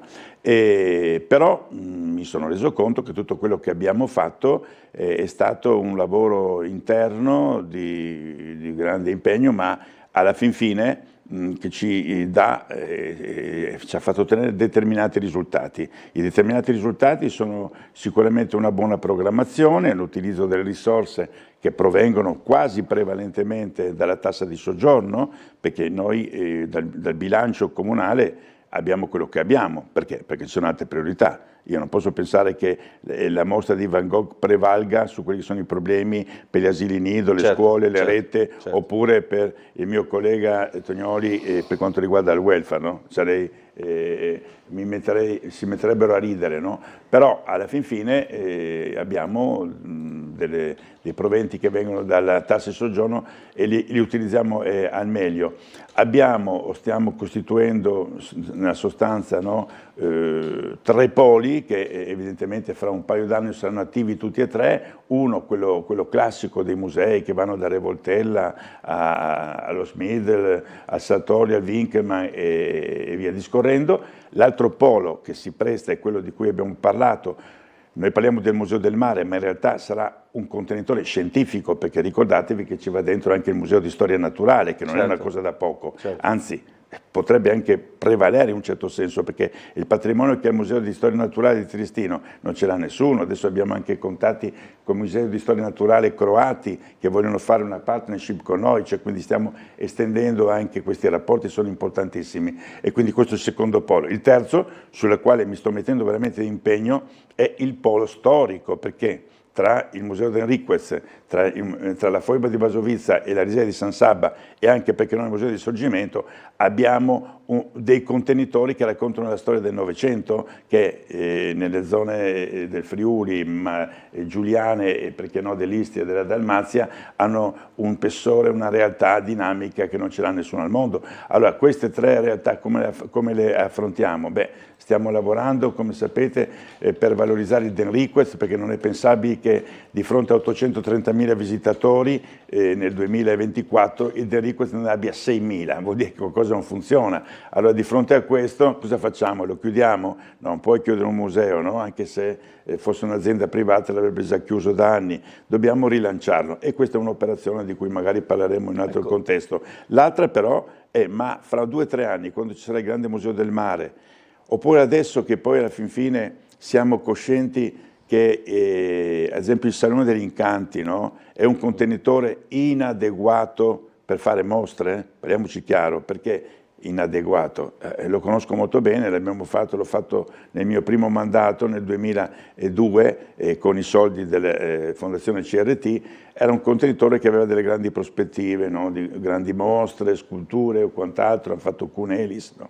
Ma alla fin fine il rapporto tra i costi di gestione, i costi di allestimento e i benefici che sono legati al numero di visitatori è stato negativo, anche perché è alto, 2000 metri quadrati, chi lo riscalda, come lo climatizzi, cioè tu non puoi portare le opere di Van Gogh nel Salone degli Incanti quando non hai il mantenimento del clima di 20 gradi e mezzo, mi segui, no? Abbiamo già visto difficoltà al Museo Revoltella, quindi noi oggi, prossima settimana sarà una settimana importante, tentiamo, ad esempio con la Fondazione Cassa di Risparmio di Trieste, ma anche con Promoturismo FVG di capire se ci sono i presupposti per dei sistemi di gestione combinati tra il Comune e queste altre due realtà per tentare di affrontare questo tema, perché è un tema che deve essere svincolato da quella che è la realtà e la disponibilità di personale, di forze ed anche economiche del Comune. Non si può pensare di gestire un Salone degli Incanti e anche e soprattutto dopo quello che io chiamo il mostro, che sarà il Museo del Mare, ovvero il Magazzino 26, secondo delle regole che hanno dei limiti burocratici, amministrativi, di disponibilità economica. Le diceva serve una fondazione o qualcuno che possa, diciamo, prendere in mano il toro per le corna e assumere personale e così via. Certo, subito personale, farsi i lavori in maniera indipendente, quindi svincolati da quelli che sono i sistemi pubblici con cui purtroppo andiamo molto a rilento, quindi ci deve essere una visione molto ma molto diversa dall'attuale, no? Perché ci verrà sulla gobba, come si dice, no? Qualcosa di veramente enorme e sproporzionato rispetto a quelle che sono le nostre forze. Cioè, parliamoci chiaro, se ai 800.000 visitatori che abbiamo normalmente in un sistema che è stato un po' dominato dai nostri uffici, no? Aggiungi 200.000 visitatori del Salone degli Incanti, no? Certo. Aggiungi 350.000 visitatori che in Porto Vecchio andranno al Magazzino 26, no? Per non parlare che c'è già l'immaginario scientifico, che abbiamo il centro congressi, mi segui, no? Aggiungi quello che potrà essere lo sviluppo del Museo d'Enriquez, che io voglio trasformare in un centro internazionale di storia del Novecento. L'ascito testamentale dello stesso Diego d'Enriquez, perché è lui che c'è scritto voglio questo, no? Certo. Quindi se aggiungi queste cose e noi pensiamo di raddoppiare i visitatori dei musei. Chi lo gestisce? Chi lo gestisce, lo gestiamo sempre. Ecco, questo è un po' il tema ad ampissimo raggio. Sentiamo ancora una telefonata, pronto? Pronto, buongiorno, Nadia Prego, Bellina. Un saluto all'assessore Rossi, un saluto anche a lei e a tutti i vostri telespettatori. Grazie. Prego Nadia. Buongiorno. Assessore Rossi, intanto devo ringraziarla per la cura e l'attenzione che lei ha avuto per Opicina. Ho saputo che verranno i totem che assieme alla Carmela Palumbo avete studiato le posizioni e i vari siti per promuoverli. E mi ha fatto molto piacere questa cosa qui. E vorrei chiederle anche un'altra cosa. Io è da tempo che all'obelisco chiedo di rifare le scritte dell'obelisco perché ormai non si vedono più. E diversi anni ho fatto diverse domande, se lei si prenderà cura anche di questa cosa qui mi farà molto piacere. E un'altra cosa, avevo anche chiesto di poter fare, se potete interessarvi, un museo del tram a Opicina. Io ho individuato un manufatto che è molto bello e adesso sta per essere così, di andare in decadenza e se si potrebbe, sarebbe molto bello in quel posto lì fare un bel museo, che sarebbe il Palazzo dell'Enel sulla 202, subito dopo il distributore di benzina, quello che ha quei due bei rosoni, che sarebbe veramente un peccato che andasse dove si doveva fare inizialmente il parcheggio della cabinovia, recuperarlo e chiedere magari uno scambio con l'Ener per portare, visto che so che non è più in funzione. Grazie Nadia. Sì, no, dimmi. Mi dica. No, chiuda l'intervento, prego. No, un'altra cosa, io chiedo sempre di poter portare a Opicina il famoso pozzo di Zinzerdorf. Allora, grazie Nadia. Nadia. Che ci sono delle difficoltà, però adesso le risponde l'assessore. Allora, signora Nadia, parliamo della prima domanda che lei ha fatto, che è il discorso della segnaletica di Opicina. Allora, stiamo lavorando da un anno e mezzo per ampliare quella che è stata un primo sforzo che abbiamo fatto dopo tantissimi anni di inefficienza, che era la segnaletica all'interno della città, del centro storico. Sai che ci sono i vari percorsi turistici, no? Archeologico, le chiese e quant'altro. Molti spettatori sanno qual è la mia posizione riguardo alla cabinovia, no? E qui non ci entro dentro, però mi rendo conto che se si fa arriva Opicina, c'è poco da fare, no?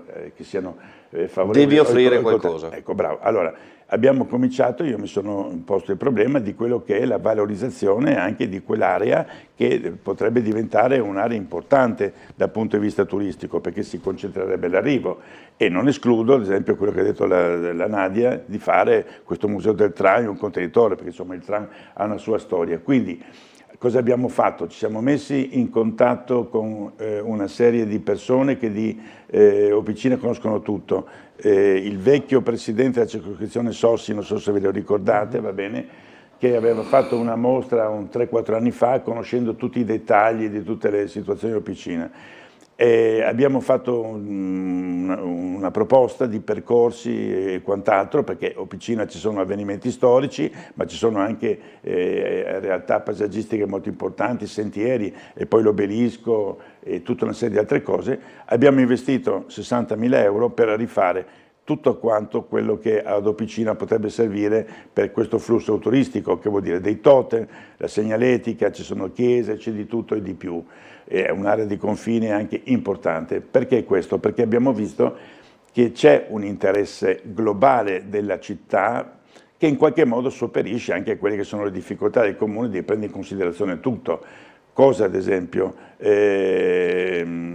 Andiamo ad incidere anche in realtà che sono un po' dimenticate, ma che sono a cuore di alcuni cittadini che ci hanno abitato e vissuto. E allora abbiamo avuto proposte, ad esempio, Piccola Parigi, tu la conosci la Piccola Parigi, sai dov'è, no? A San Giovanni è un incrocio tra quello che era la fabbrica Dreher, tra quello che è la realtà di San Giovanni con l'ospedale psichiatrico, e anche lì stiamo preparando un dossier per alcune cose. Hanno chiesto nella zona della Maddalena, ma la Maddalena diciamo così periferica, quindi i cittadini si stanno occupando di inserire in contesti in cui loro sono vissuti dei punti di riferimento che possono diventare non solo per i locali una cosa carina, ma soprattutto dal punto di vista turistico, in maniera tale da inserirli in percorsi, no, turistici un po' particolari, no? E poi anche, non so, ad esempio, sapete che c'è il turismo cimiteriale, non sembra strano ma è importante, sì, no? E quindi su tutte queste cose stiamo lavorando. La prima che verrà fuori comunque è quella che accontenterà la signora Nadia. Beh. E la faremo ad Opicina. Pubblicità e torniamo tra poco con l'assessore. Così.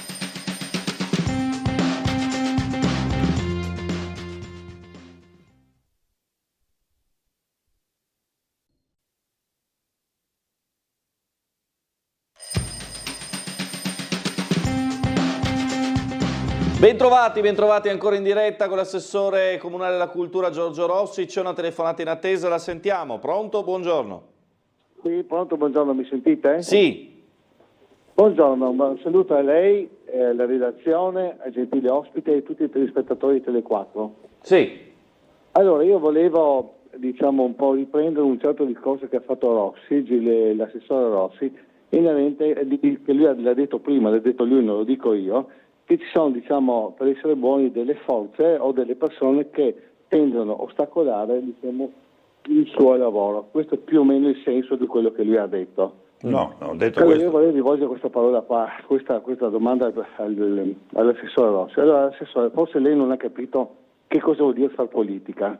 Far politica in un paese sviluppato e non sottosviluppato come l'Italia vuol dire praticamente, diciamo, essere cristallini.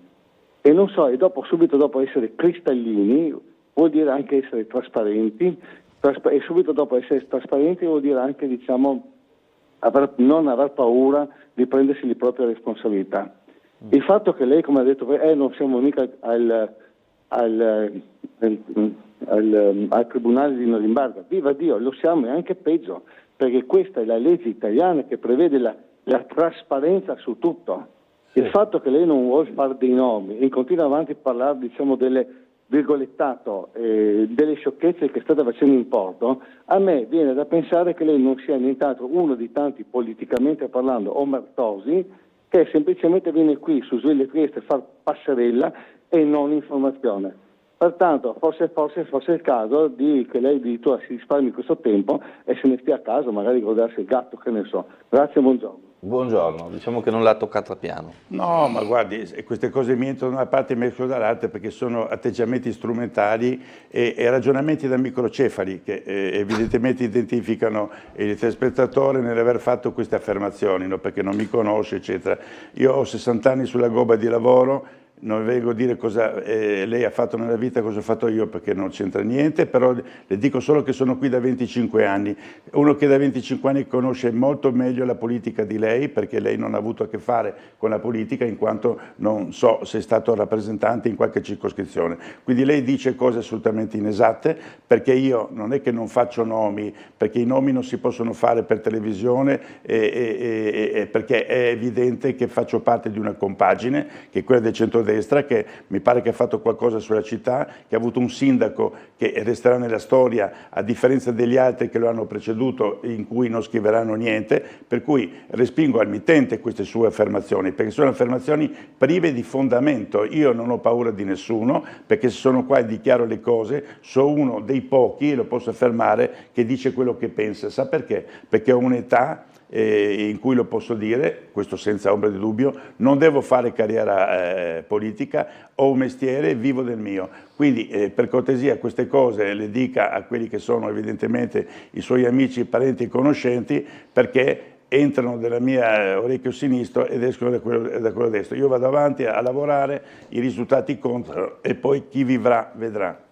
Allora, Assessore, c'è da dire poi però che una cosa va ricordata. Prima parlava del Museo Revoltella, obiettivamente, l'ho detto anche durante che eravamo in pubblicità, non si è mai visto a Trieste la possibilità di entrare in un museo e di restarci mezza giornata vedendo, diciamo, esposizioni di qualità in contemporanea, Van Gogh, Ligabue, la collezione residente, le stanze del Barone, e questi risultati insomma sono sotto gli occhi di tutti. E questo che serve per il futuro a quel polo, cioè andare avanti in questi, diciamo così, grandi, medi eventi collegati in modo da creare, a mio modo di vedere, quella giornata in più di permanenza a Trieste, perché se uno pensa al futuro, ecco, se io passo mezza giornata a Revoltella, vado in centro città, passo una giornata in Portovecchio e la sommo alle solite cose, Miramare, San Giusto, le altre attrazioni, effettivamente il turismo si allunga nella nostra città dallo short break sempre più verso la settimana. Vabbè, è evidente che chi ha telefonato prima non è mai entrato a Museo Revoltella, perché tu dici cose giuste e dici ma no, cosa giusto o sbagliato, diciamo che testate sul campo. Allora è evidente, no, che chi ha un ruolo istituzionale, no, politico, come vuole, e lo deve portare avanti, no, non è detto che deve essere esperto in materia. Io sono prima a dire, io non sono mica uomo di cultura in senso stretto, ho fatto un altro mestiere, ho fatto imprenditore, cioè quindi però alla fine tu sai, no, fare 2 più 2, e penso ci arriviamo, abbiamo fatto tutti la quinta elementare, quindi quando affronti dei temi in cui vedi delle carenze devi tentare di migliorarle. Oggi il problema di poter rilanciare i nostri contorni museali era quello di affrontare, no, quelle che erano delle resistenze interne conservatrici proprio anche perché sono gestite dai nostri conservatori. La parola stessa lo dice, io conservo, tengo in magazzino, non presto le mie opere, no, perché sono i miei figli, eccetera. Questi discorsi non si possono fare nel preciso momento in cui dobbiamo dare sviluppo a questa nostra città. Il Revoltella è l'esempio degli esempi. Il Revoltella faceva qui 20-25 mila visitatori, quando non 3 secoli fa, ai tempi del Barone, ma li faceva 5-6 anni fa. L'altro anno siamo arrivati a 280.000 visitatori, logicamente contaminati e drogati dalla mostra di Van Gogh, su questo non ci sono dubbi. Non che non farà il Revoltella ogni anno 200.000 visitatori, ma ad esempio è stato un motivo per cui abbiamo detto, ma nel 2025, oltre a Van Gogh, dove possiamo andare? Facciamo venire Gauguin, facciamo venire Picasso, chi facciamo dire? No, ci fermiamo, stiamo mettendo dentro il museo 2,5 milioni con qualcosa del PNR, ma soprattutto le risorse della tassa di soggiorno, quindi condivise con gli albergatori, coscienti che dobbiamo portare quel museo dal punto di vista funzionale a livelli dei musei olandesi, danesi, inglesi, francesi. Questo stiamo facendo, quindi c'è poco da fare. Oggi le funzioni che ha un rappresentante dell'istituzione quali sono io non sono politiche. A me, perdonatemi, no? Del centrodestra e centrosinistra, ma non mi può fregare di meno. Io guardo quello che è il mio ruolo istituzionale di portare un settore che era in depressione a certi livelli, perché questo continui. E io mi auguro che chi verrà dopo di me deve fare meglio di me, come io ho tentato di fare meglio degli altri, perché altrimenti cosa lasci? E dopo di me il diluvio, ma neanche per sogno. Dopo di me devono andare avanti in modo migliore. Il Rivoltella è un esempio. Oggi portiamo nel 2025 il Rivoltella a livelli altissimi, portiamo la risiera di San Sabba a livelli altissimi, altri 2,5 milioni, questa volta dati dal Ministero dei Beni Culturali. C'è un intervento di ampliamento del centro di accoglienza della Foiba di Basovizza. Perché investiamo questi? Perché fanno 130.000 visitatori all'anno, no? Ecco che quindi questa è la politica, che poi non è una politica in cui metto un segno X alle elezioni dei partiti che si presentano, mentre il 60% delle persone stanno a casa. Sentiamo la prossima telefonata. Pronto? Buongiorno. Buongiorno, sono Franco Lega da Udine Nord. Buongiorno. Ciao Franco. Allora signori, il signor Rossi ha detto San Saba le ultime, ma San Saba avete usato i metal detector che in piazza non li usate, ma perché? Speriamo, qui lo dico, qui lo nego, speriamo che a qualche parente vostro succeda che qualcuno gli tagli la gola. E poi dopo un'altra cosa. Allora Franco, sai cosa? Vai a berti un Taiut, questo è inaccettabile. Questo è inaccettabile, vergognati. Chiudi la telefonata per cortesia. Bravo. Chiudi la telefonata perché insomma questo è inaccettabile. Va bene tutto, va bene la battuta, siamo ironici, non ce la prendiamo per una battuta, per uno scherzo, siamo i primi a ridere in tutti i dialetti della nostra regione. Questo non fa ridere, ma proprio niente. In particolare non fa ridere chi questa settimana ha subito un lutto del genere, le persone che piangono per una persona morta a Trieste, quindi quello che è stato detto è vergognoso e io direi bravo direttore, bravo, di soprassedere, perché veramente mi sono girati i cosiddetti, come si dice in termini tecnici. Allora, ci sono tanti temi che abbiamo toccato, abbiamo parlato di Portovivo, abbiamo parlato appunto dello spazio museale, c'è qualcos'altro che magari abbiamo approfondito meno? Abbiamo parlato del Riquez, abbiamo parlato anche dell'estate, diciamo così, musicale di eventi. C'è qualcos'altro che non abbiamo svelato? No, non trascuriamo quelli che sono una serie di proposte che potrebbero essere considerate minori, ma non lo sono.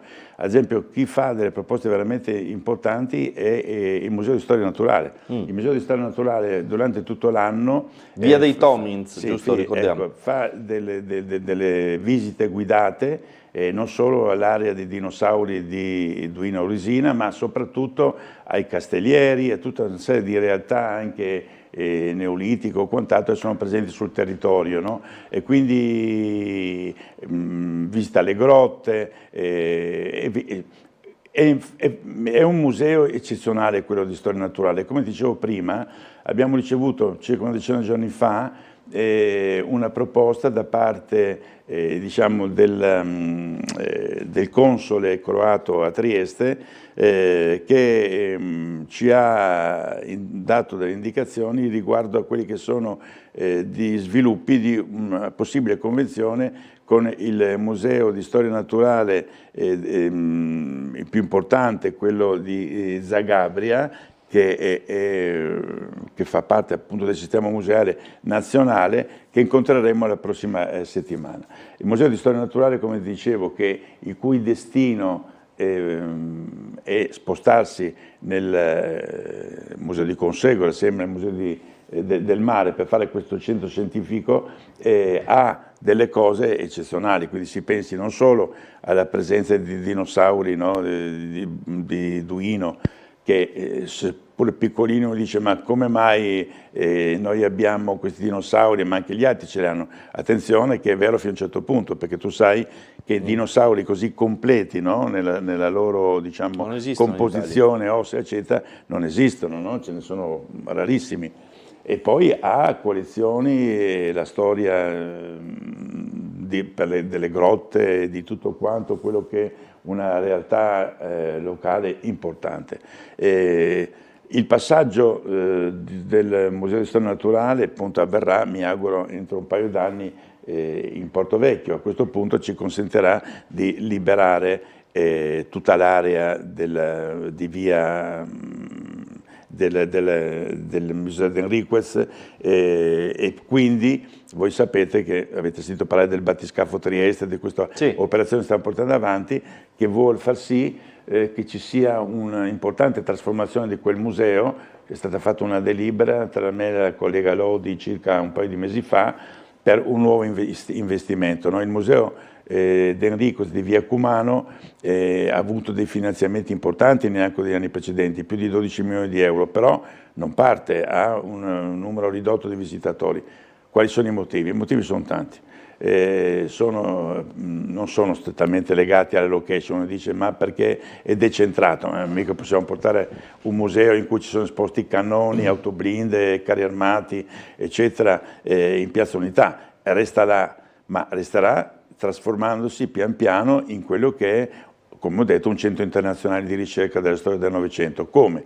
Beh, l'operazione Battiscafo è un'operazione accattivante che vuole porre, luce su quella che è stata l'attività del d'Enriquez, che non è stata solo quella di raccogliere con un po' di fobia, armi di grande taglio della prima e seconda guerra mondiale, ma soprattutto quello di trasformarlo in un museo della guerra per la pace. Ma ricordiamoci che d'Enriquez è ancora più famoso perché assieme ai Piccard ha sostenuto l'operazione Battiscafo Trieste.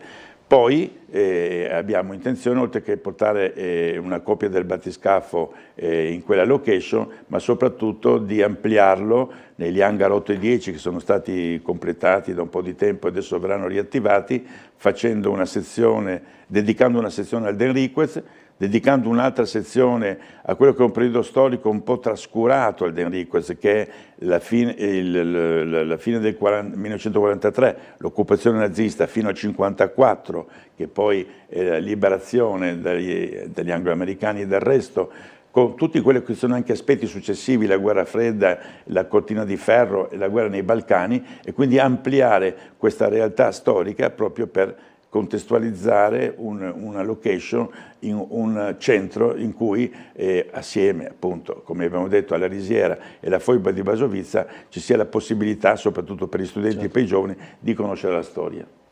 Allora, abbiamo ancora telefonata, pronto? Sì, pronto, buongiorno. Prego signora. Io volevo fare una segnalazione che mi sembra, visto che parliamo tanto di turismo, no? Segnali. Tante persone vengono, immagino, anche dalla Slovenia, no? Il valico di Fernetti si trova in uno stato proprio, diciamo, pietoso, mi viene da dire, come riguardo al manto stradale. Ecco, tutto qua. Va bene, grazie signora. Cioè, quando passo mi vergogno, proprio, cioè, il primo impatto è proprio, so che deve essere rifatto tutto, però così come adesso è proprio disastroso, ecco. Grazie signora per la segnalazione. Tra l'altro va segnalato che quest'estate il valico di Fermenti sarà come dire, ulteriormente investito di traffici più importanti, perché come ben sapete chiude l'autostrada slovena nel tratto da Gorizia verso la Valle del Vipacco e di conseguenza tutto il traffico, ne abbiamo parlato ripetutamente, diciamo pesante e non solo, verrà deviato verso Fernetti. Sono state approntate anche delle aree di sosta, degli eventuali stop per il traffico pesante durante i periodi estivi più intensi. Insomma sarà un momento complicato. Ovvio che insomma a livello di manto stradale insomma la signora ha ragione, non siamo al massimo, diciamo così. Bene.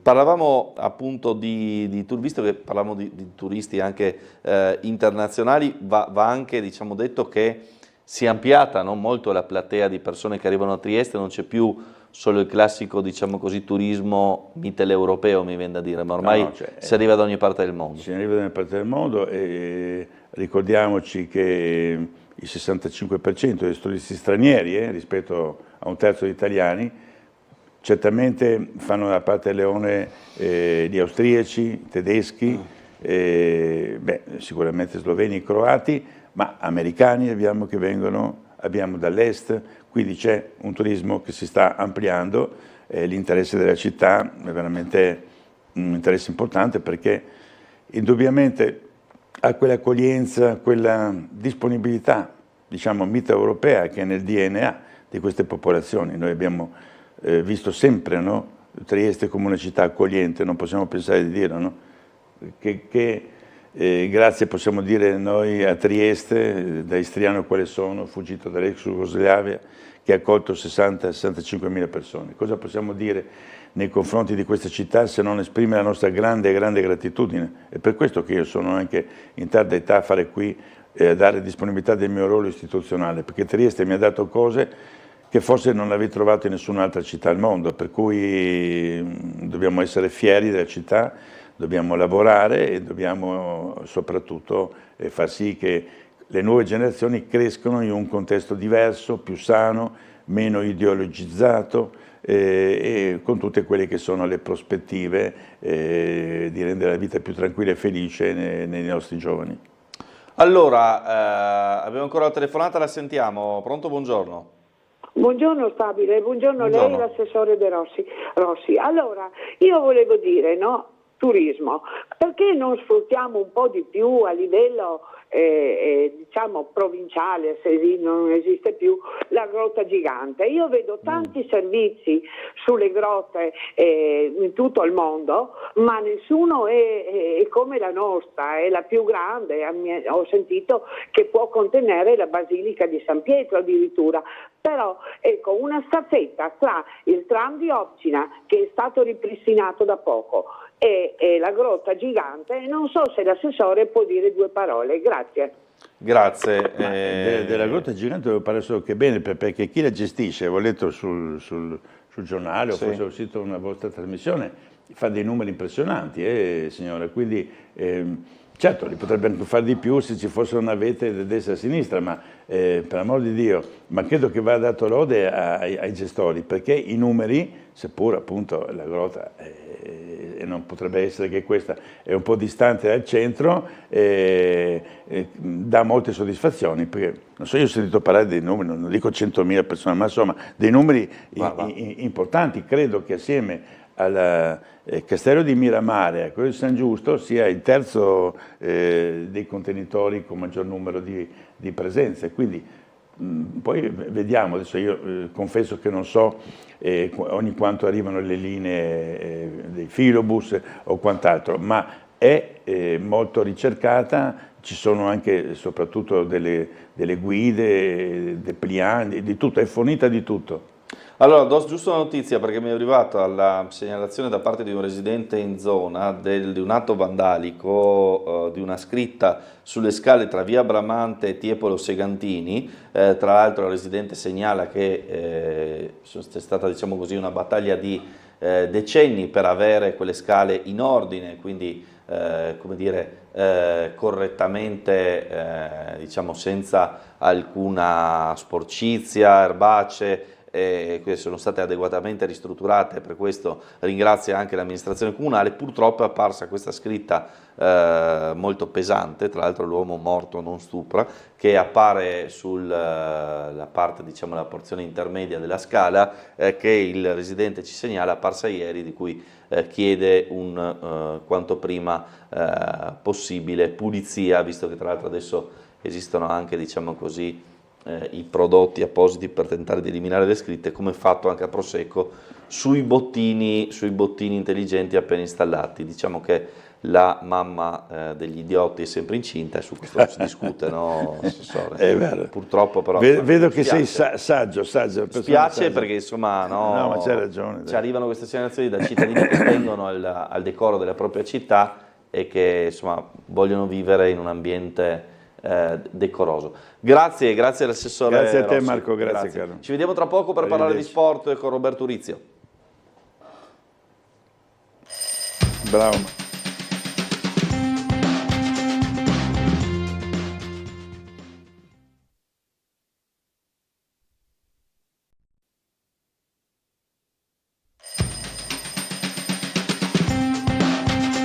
Feralpi ancora all'attacco con questo cross che arriva in area, colpo di testa, il gol del Feralpi che in modo glaciale buca la Triestina con Cabianca. Ci sono i momenti positivi, quando abbiamo fatto le vittorie sembrava tutto facile, sembrava che tutto fosse così perché era la ruota positiva, poi si è interrotta con quelle due situazioni del 90esimo e ce l'ho qua perché c'è una parte sostanziale di tutto questo e adesso siamo penalizzati un po' oltre i nostri demeriti. Chiaro che dobbiamo chiederci perché pigliamo 2 gol, 2 partite ai primi minuti di partita, di attenzione, di concentrazione o di tensione, non lo so, cosa che non possiamo permetterci di questo. E dopo il resto è prendere atto e avere ancora più rabbia dentro perché sai che ti è stato tolto un qualcosa secondo me oggi, ma non, loro hanno fatto la loro ottima partita, anzi hanno giocato con intensità. Nelle partite che ho visto non è che me non l'avessi notata tanto onestamente e quindi dobbiamo solo pensare ad allenarci bene. Palla lunga per Olivieri, stop di petto di Olivieri dalla sinistra, alza la testa, pallone al centro per Strizzolo di testa, gol! Il gol! Strizzolo! 1-1 della Triestina che pareggia la sfida e cambia la partita al 54esimo minuto in un momento di grandissima sofferenza. Di Molfetta, Bocci, pallone al centro, si salta di testa, rovesciata e gol! Gran gol degli ospiti che ripassano in vantaggio con Crespi, semi rovesciata, impeccabile. Allenarci bene e prepararci partita per partita, veramente non dobbiamo far conti su nulla. Oggi abbiamo Renate, dopo quella lì dovremo pensare a chi arriverà dopo. Dentro di noi ci deve essere la consapevolezza del momento, ma allo stesso tempo anche della fiducia, perché se chi gioca senza fiducia non può giocare a calcio, perché vedi si può perdere magari con un momento di tensione. Cito Tonetto oggi, poverino, che è andato un po' sottotono, ma era un po' teso, forse l'ex, non lo so, sta giocando con grande continuità, si può portargli una giornata un po' meno serena, cose che capitano secondo me per esperienza e quindi questo è quello che non deve succedere, deve succedere tutt'altro, deve succedere che dobbiamo essere convinti di poter andare non con presuntuosi, con grandissima umiltà, andare a farci la partita positiva a Corenate. Allora, ben trovati, Roberto Urizio di City Sport con noi, un amico di Tele4, ben trovato innanzitutto. Ciao Marco, buongiorno a tutti. Allora Roberto, abbiamo risentito mister Tesser dopo l'ultima partita, sono passati ormai 6 giorni, domani c'è la gara, la prima delle 4 virgolette finali per la Triestina per tentare in qualche modo di conquistare la salvezza diretta, altrimenti saranno play-out. In trasferta con i Renate, poi ci saranno Padova, Vicenza e Novara, ovviamente un calendario micidiale per una squadra che deve salvarsi. Sì, è dura pensare alla salvezza diretta, diciamo, se vogliamo avere un atteggiamento positivo, di buono c'è stato che la Pro Patria ha perso il recupero infrasettimanale con l'Atalanta, quindi è rimasta a distanza perché anche quello poteva essere un ostacolo, diciamo, verso questa salvezza diretta che è obiettivamente secondo me molto molto difficile, lo era diciamo già prima, ma le ultime 2 sconfitte hanno reso l'impresa veramente ardua, perché c'è da agganciare la Pro Vercelli per riuscirci e quello di per sé potrebbe anche non essere impossibile, perché anche la Pro Vercelli non ha un calendario semplicissimo, oltre a non essere in un momento esaltante, ma aperta parete non lo è neanche la Triestina, se vogliamo, però c'è da distanziare quelle dietro, in particolare il Caldiero che oggi è penultimo e quindi sarebbe quella la squadra, diciamo, di riferimento qualora si riuscisse a ad agganciare appunto la Provercelli, con la quale c'è anche lo scontro diretto favorevole, quindi appunto basta agganciarla, però il Caldiero al contrario ha sulla carta, perché poi abbiamo visto quanto i calendari possono valere fino a un certo punto, però il Caldiero sulla carta ha un calendario,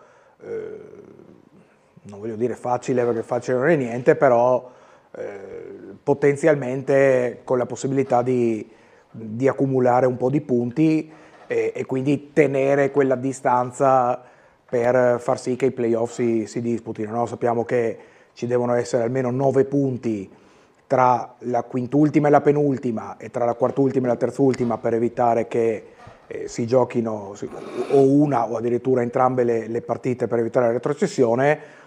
Oggi insomma le quotazioni diciamo della Triestina parlano più di play-out che di salvezza diretta. Insomma. Assolutamente, assolutamente. Poi tra l'altro diciamo che quando si parlava di questa fine in campionato si pensava, no, affronteremo il Padova e il Vicenza, ma magari già a verdetti diciamo acquisiti, invece abbiamo un Vicenza a 77 punti, un Padova a 76, tra l'altro con un Padova che non dovesse andare su direttamente sarebbe è un piccolo psicodramma di questi ultimi anni. Con un punto di distanza mi sembra ovvio che si deciderà forse addirittura l'ultima giornata la promozione diretta.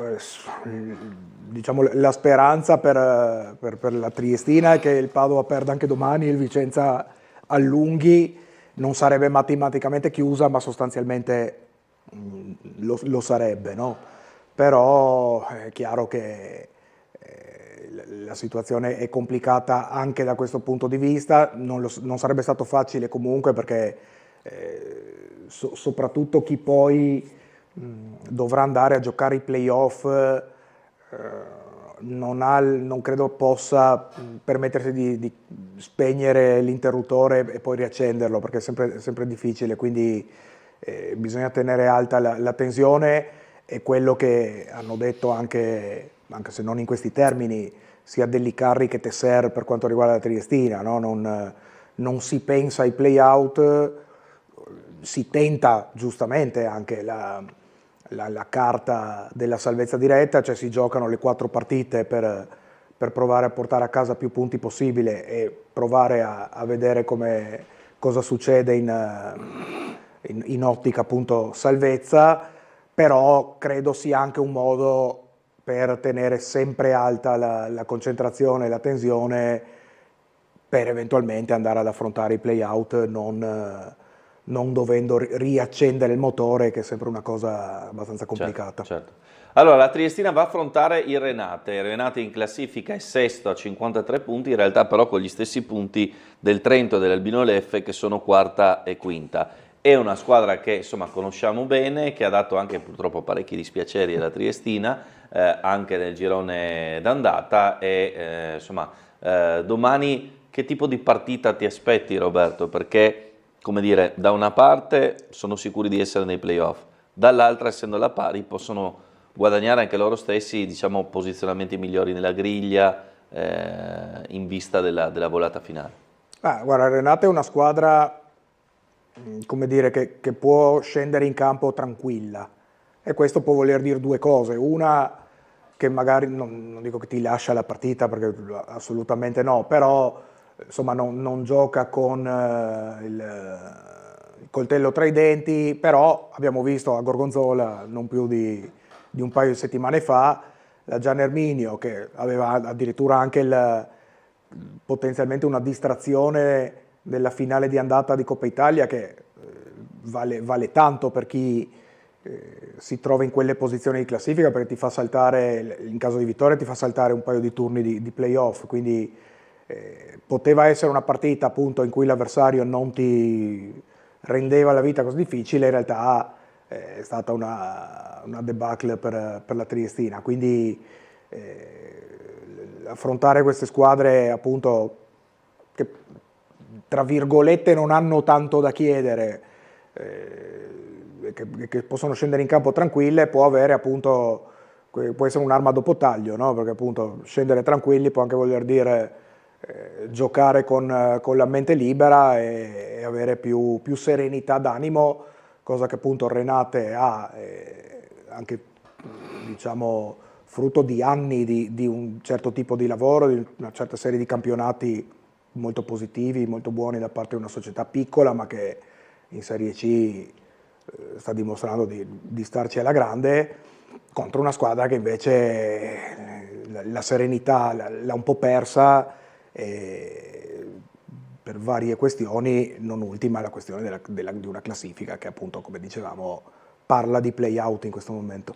Tra l'altro sarà una delle prime partite dell'anno, se non forse la prima, in cui Correia difficilmente sarà in campo, si dice insomma difficile lo sia per come è uscito dal campo, io direi più no che sì, per una Triestina che invece recupera Udo come possibile centravanti, anche se effettivamente Strizio l'ha fatto molto bene, ha segnato in casa, quindi probabilmente partirà lui. È indiscutibile però che a livello di condizione fisica non siamo al massimo, alcuni giocatori sono stati recuperati, però c'è una Triestina che ha Correia probabilmente fuori, rientrato dall'infortunio per fortuna Ionizza, una specie di carro armato, quindi insomma anche a Rocco si è visto subito molto molto propositivo, è stato sostituito per la prima volta Tonetto, che non ha fatto una partita eccellente dopo tante prestazioni positive nell'ultima partita a Rocco, insomma è evidente che la squadra non è al top, quindi c'è da una parte provare il tutto per salvarsi, dall'altra però se arrivi ai play-out devi arrivarci con gli uomini in forma. Beh, quest'ultima cosa che hai detto secondo me è centrale, nel senso che nel caso per esempio di Correia è giusto preservarlo da problemi più gravi, nel senso se anche ci fosse una possibilità di metterlo in campo magari non al meglio, nella situazione in cui oggi la Triestina sarebbe deleterio perderlo per un mese, anche, no? Anche un mese può anche non essere un infortunio gravissimo, ma un mese ci si gioca un po' tutto, no? Quindi è giusto mandare in campo solo chi sta davvero bene e chi non corre rischi, perché perdere un giocatore oggi vuol dire appunto avere un'arma in meno nei potenziali play-out.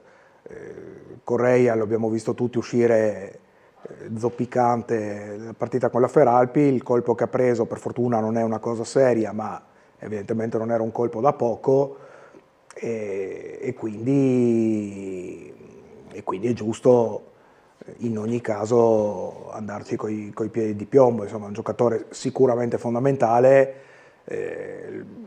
recentemente non ha giocato a Vercelli per squalifica, la Triestina ha comunque vinto anche senza brillare, quindi visto che alcune alternative ci sono, è stato recuperato Ionizza, c'è Fiordilino che può fare il lavoro diciamo davanti alla difesa, può giocare Brahima, insomma alcune alternative, non tantissime perché la coperta è corta, qualche alternativa c'è, è giusto anche sfruttarla perché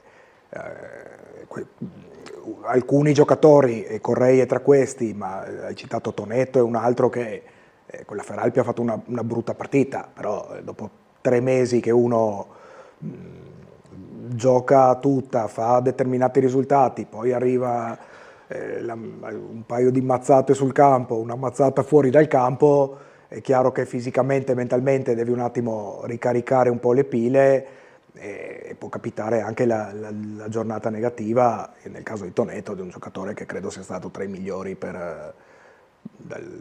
dall'arrivo di Tesseri in poi, quindi giusto appunto come dicevamo prima, giusto pensare a vincere le partite, a cominciare da domani, ma giusto anche non rovinarsi il futuro, che appunto potrebbe voler dire, ed è molto probabile che voglia dire play out. Allora, non so se c'è ancora la telefonata, se sì la sentiamo, se no passiamo oltre. Pronto, buongiorno? Pronto? No, mi sa di no. Va bene, allora ci fermiamo un istante per la pubblicità e torniamo.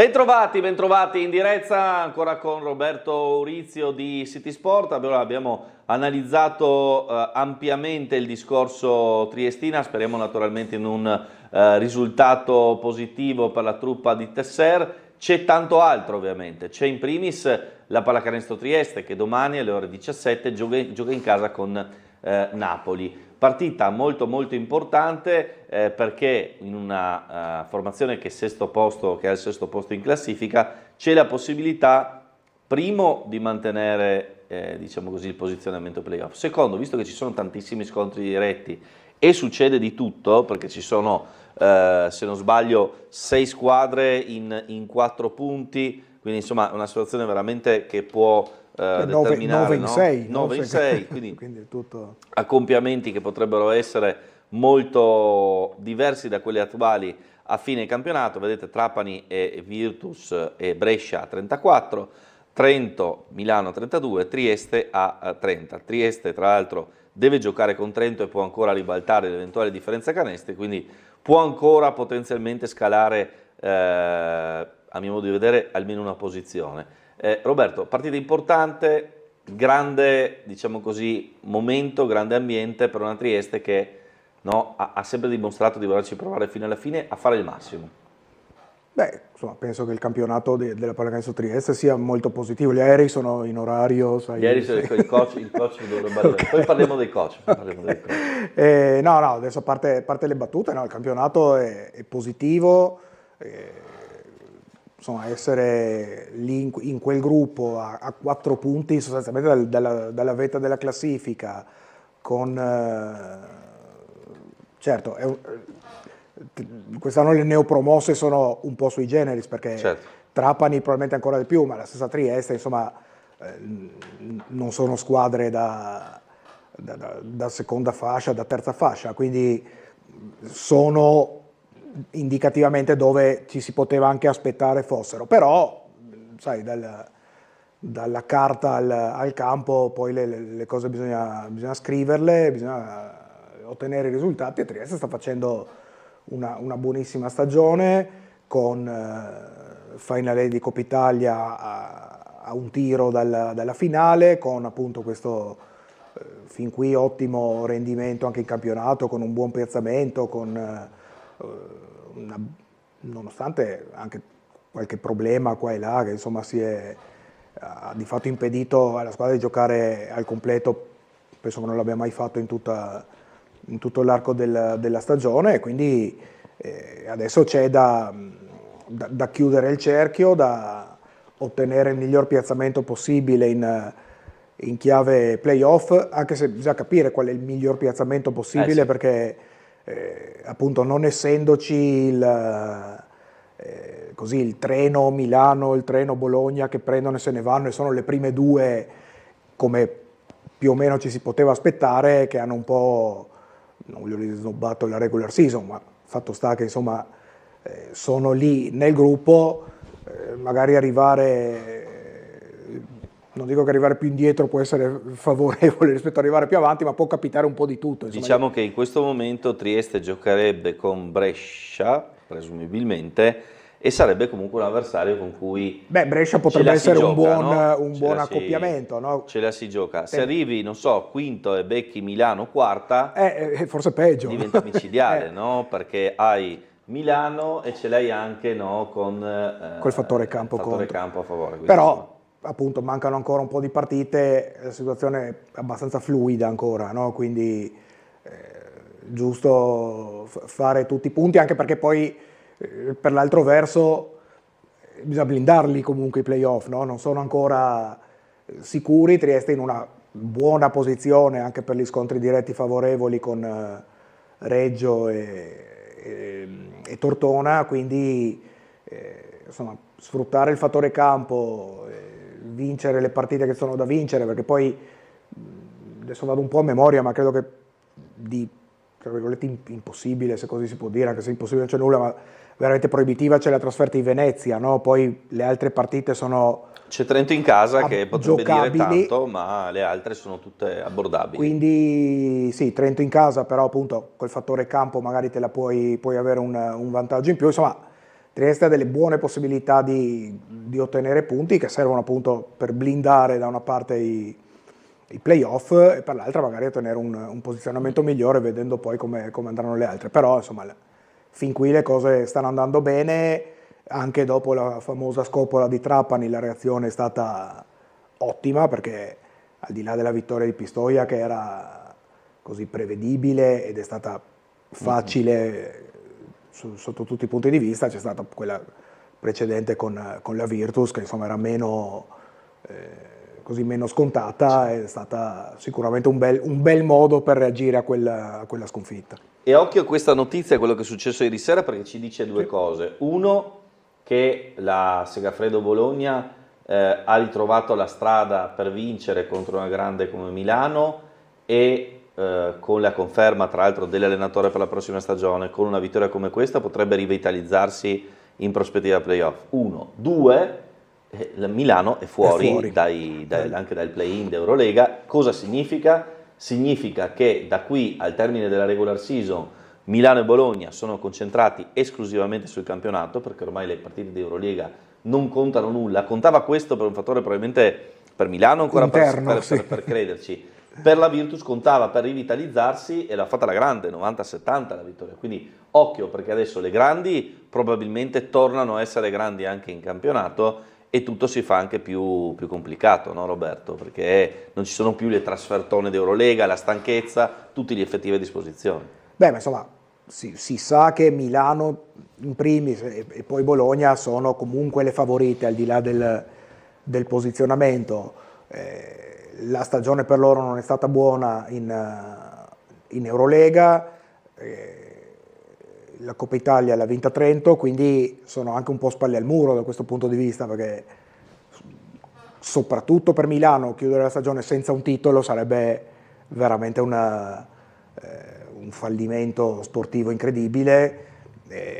Non aver raggiunto neanche le prime 10 di Eurolega credo sia il vero disastro, tra virgolette, sempre da un punto di vista sportivo, quindi è ovvio che adesso non possono concedere nulla. Come dicevi tu, adesso si possono concentrare soprattutto appunto Milano, che ha questo roster formato Eurolega che gli permette anche di fare delle scelte, e adesso da una parte sicuramente avranno le energie concentrate solo su un campionato in un vantaggio, dall'altra sicuramente però hanno anche la pressione di dover vincere, che insomma, può essere sempre qualcosa di scomodo. Allora, abbiamo una telefonata, poi parliamo di Coach Christian, che è l'argomento caldo invece da tanti punti di vista. Pronto? Sì, pronto? Prego. Sì, buongiorno a lei e al suo ospite. Buongiorno. Io volevo fare due considerazioni. Una per la pallacanestro Trieste, che l'allenatore poteva aspettare, no? Magari la fine del campionato, per dare quella notizia che va a allenare un'altra parte. Per quanto riguarda la Triestina, spiace dove si trova, peccato che quei 4 punti che gli hanno dato di penalizzazione, per me dovevano dare questa penalità magari al prossimo campionato. Ancora una cosa, per quanto riguarda prima dell'assessore Rossi, mi dispiace per quello che ti telefono ogni volta, metal detector, neanche prendete quelle telefonate perché è vergognoso. Grazie e buon lavoro. Grazie. Quoto praticamente tutto quello che ha detto. Purtroppo il regolamento per quanto riguarda le penalizzazioni, sì, lì non c'era. No, c'è chi se l'è passata anche peggio, no? C'è chi è stato sono squadre escluse, però il regolamento parlava chiaro, quindi sì, chiaro, sarebbe stato meglio averla più in là la penalizzazione o qualche altra forma, però sostanzialmente non c'era via d'uscita. Non c'era via d'uscita. Allora, Coach Christian, cosa succede? Succede che Coach Christian, per motivi familiari, vuole tornare a allenare negli Stati Uniti, più vicino a moglie e figli. Spunta questa opportunità con la Bryant University. Il tema qual è? Il tema è che per molti tifosi, ma anche per l'opinione di tanti addetti ai lavori, stride con un allenatore professionista di una società che peraltro ha degli obiettivi ancora molto importanti, perché abbiamo appena parlato, una classifica cortissima, i playoff, la possibilità concreta, e questo insomma bisogna anche dirlo, di fare il miglior risultato della storia, perché il miglior risultato della storia della Pallacanestro Trieste rimane la semifinale, no? Al di là degli grandi fasti della ginnastica triestina, ma mi sembra ingiusto, no, paragonare quell'era e tra l'altro un'altra società, la semifinale scudetto, quindi non è un obiettivo impossibile da pareggiare quest'anno, no? Quindi, come dire, di fronte a un palazzetto dello sport pieno, una città entusiasta per la sua squadra, l'allenatore che non solo dice il prossimo anno non allenerò a Trieste, che poteva anche starci, ma prende il volo, va negli Stati Uniti, si presenta nella nuova università, conferenza stampa, abbraccia i giocatori e il presidente. Qualcuno ha detto sui social, e questa volta insomma sono comprensibili queste critiche, anche no. Anche no, io scindo le due cose, nel senso, da una parte c'è l'annuncio, certo, esatto. E l'annuncio, sai, nel momento in cui la cosa c'è, tanto ci stava anche di dirlo, nel senso... Poi anche perché magari esce negli Stati Uniti e quindi arriva in un attimo anche qui. Sì, a parte che appunto la notizia ha cominciato a rimbalzare proprio dagli Stati Uniti, ma metti anche che non fosse uscita, internamente si sarebbe saputo, quindi a livello di squadra, di ambiente, proprio di gruppo, non credo cambi tanto il fatto che la cosa sia stata resa pubblica, per cui fino a lì non ci sconvolgiamo. Scelta di Jamion Christian, quindi quando si tratta di scelte si accettano e si rispettano e non ci sono problemi. Certo, andarsene negli Stati Uniti a 2 giorni dalla partita, anche lì per carità, non è che la squadra, non è che arriva il supplente come alla scuola e fai quello che vuoi, no? C'è uno staff, si lavora, non sarà quello che rovinerà la partita di domani con Napoli, però insomma, come si usa dire, la forma è sostanza, no? Quindi dare quest'idea che stai già pensando a dove andrai l'anno prossimo, insomma non entusiasma, dai, come modus operandi da parte dell'allenatore, che tra l'altro insomma nel parlare della stagione, delle 2 stagioni che ha fatto qui, gli si possono attribuire ovviamente tutti i meriti della promozione, del buon campionato di quest'anno, dell'aver sempre così reagito in maniera anche signorile alle tante critiche che gli sono arrivate fino a quasi la fine della stagione scorsa, però secondo me questo è uno scivolone che appunto domani Trieste perde con Napoli, fa una brutta partita, non sarà perché Jamion Christian è andato negli Stati Uniti, questo è giusto sottolinearlo, perché insomma non bisogna neanche così ingigantire le cose, però una caduta di stile credo ci sia stata.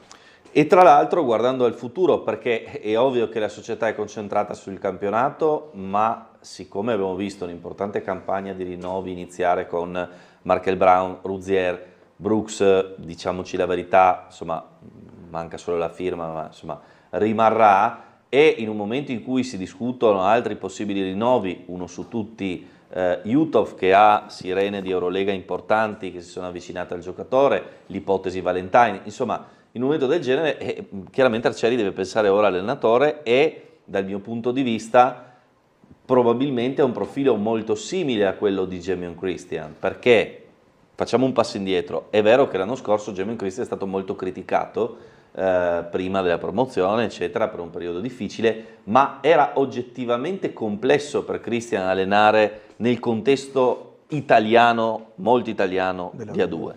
In A1 Jamion Christian secondo me è perfettamente nel suo brodo, passatemi il termine, anche perché gli è stata costruita attorno una squadra che è perfettamente nelle sue corde. Occhio che ovviamente confermando questo tipo di squadra, una squadra che ha, diciamo così, interpreti che hanno libertà di esprimersi a fronte di una difesa importante come Valentine, come Ross, no? Cioè, giocatori estrosi che però il coach Christian nella sua mentalità sa tenere in campo anche dopo gli errori, sa valorizzare, diciamo, in una maniera diversa a come farebbero molti coach italiani. Quindi occhio, perché ora bisogna scegliere un profilo nuovamente coerente con i giocatori che probabilmente restano. Beh, penso che hai detto tutto tu, c'è una filosofia, se così vogliamo dire, no? Alla base che risponde poi anche ai giocatori che hai preso. È vero che i rinnovi che ci sono stati fin qui sono forse di giocatori più di sostanza, se così vogliamo chiamarli, no? Quindi se vogliamo magari più adattabili a altri tipi di gioco, più di un Valentine o di un... però insomma poi se verranno confermati anche altri, appunto lo stesso Valentine, Ross, Uthoff, Uthoff è già più assimilabile ai Brown, ai Brooks da questo punto di vista, però insomma è evidente che questa formula ha funzionato, perché sta funzionando, e quindi se fosse possibile replicarla con un allenatore che ha appunto questo tipo di idee, anche perché c'è anche uno staff alle spalle, no? Che non so cosa succederà con uno staff che ha lavorato bene appunto nel suo complesso, tanto appunto da lasciarli in gestione della squadra. Uno se lo porta sicuramente ma dietro. sicuramente, insomma, cioè non puoi pensare di prendere un allenatore di un certo spessore, insomma, parliamo di Serie A, non è che ti porti un'invenzione, poi insomma, abbiamo visto nel calcio cosa significa portare delle invenzioni, però vabbè, lasciamo stare, quindi c'è tutta una serie di tasselli da sistemare, sì, sicuramente è una complicazione in più nella costruzione della Pallacanestro Trieste della prossima stagione. Vediamo, insomma, Arcieri si è guadagnato, credo, un po' di credito con quello che ha fatto e speriamo se lo giochi adesso bene, ma insomma credo da questo punto di vista credo si possa avere fiducia, ecco. Certo. Allora, pubblicità e torniamo anche per parlare di pallanuoto.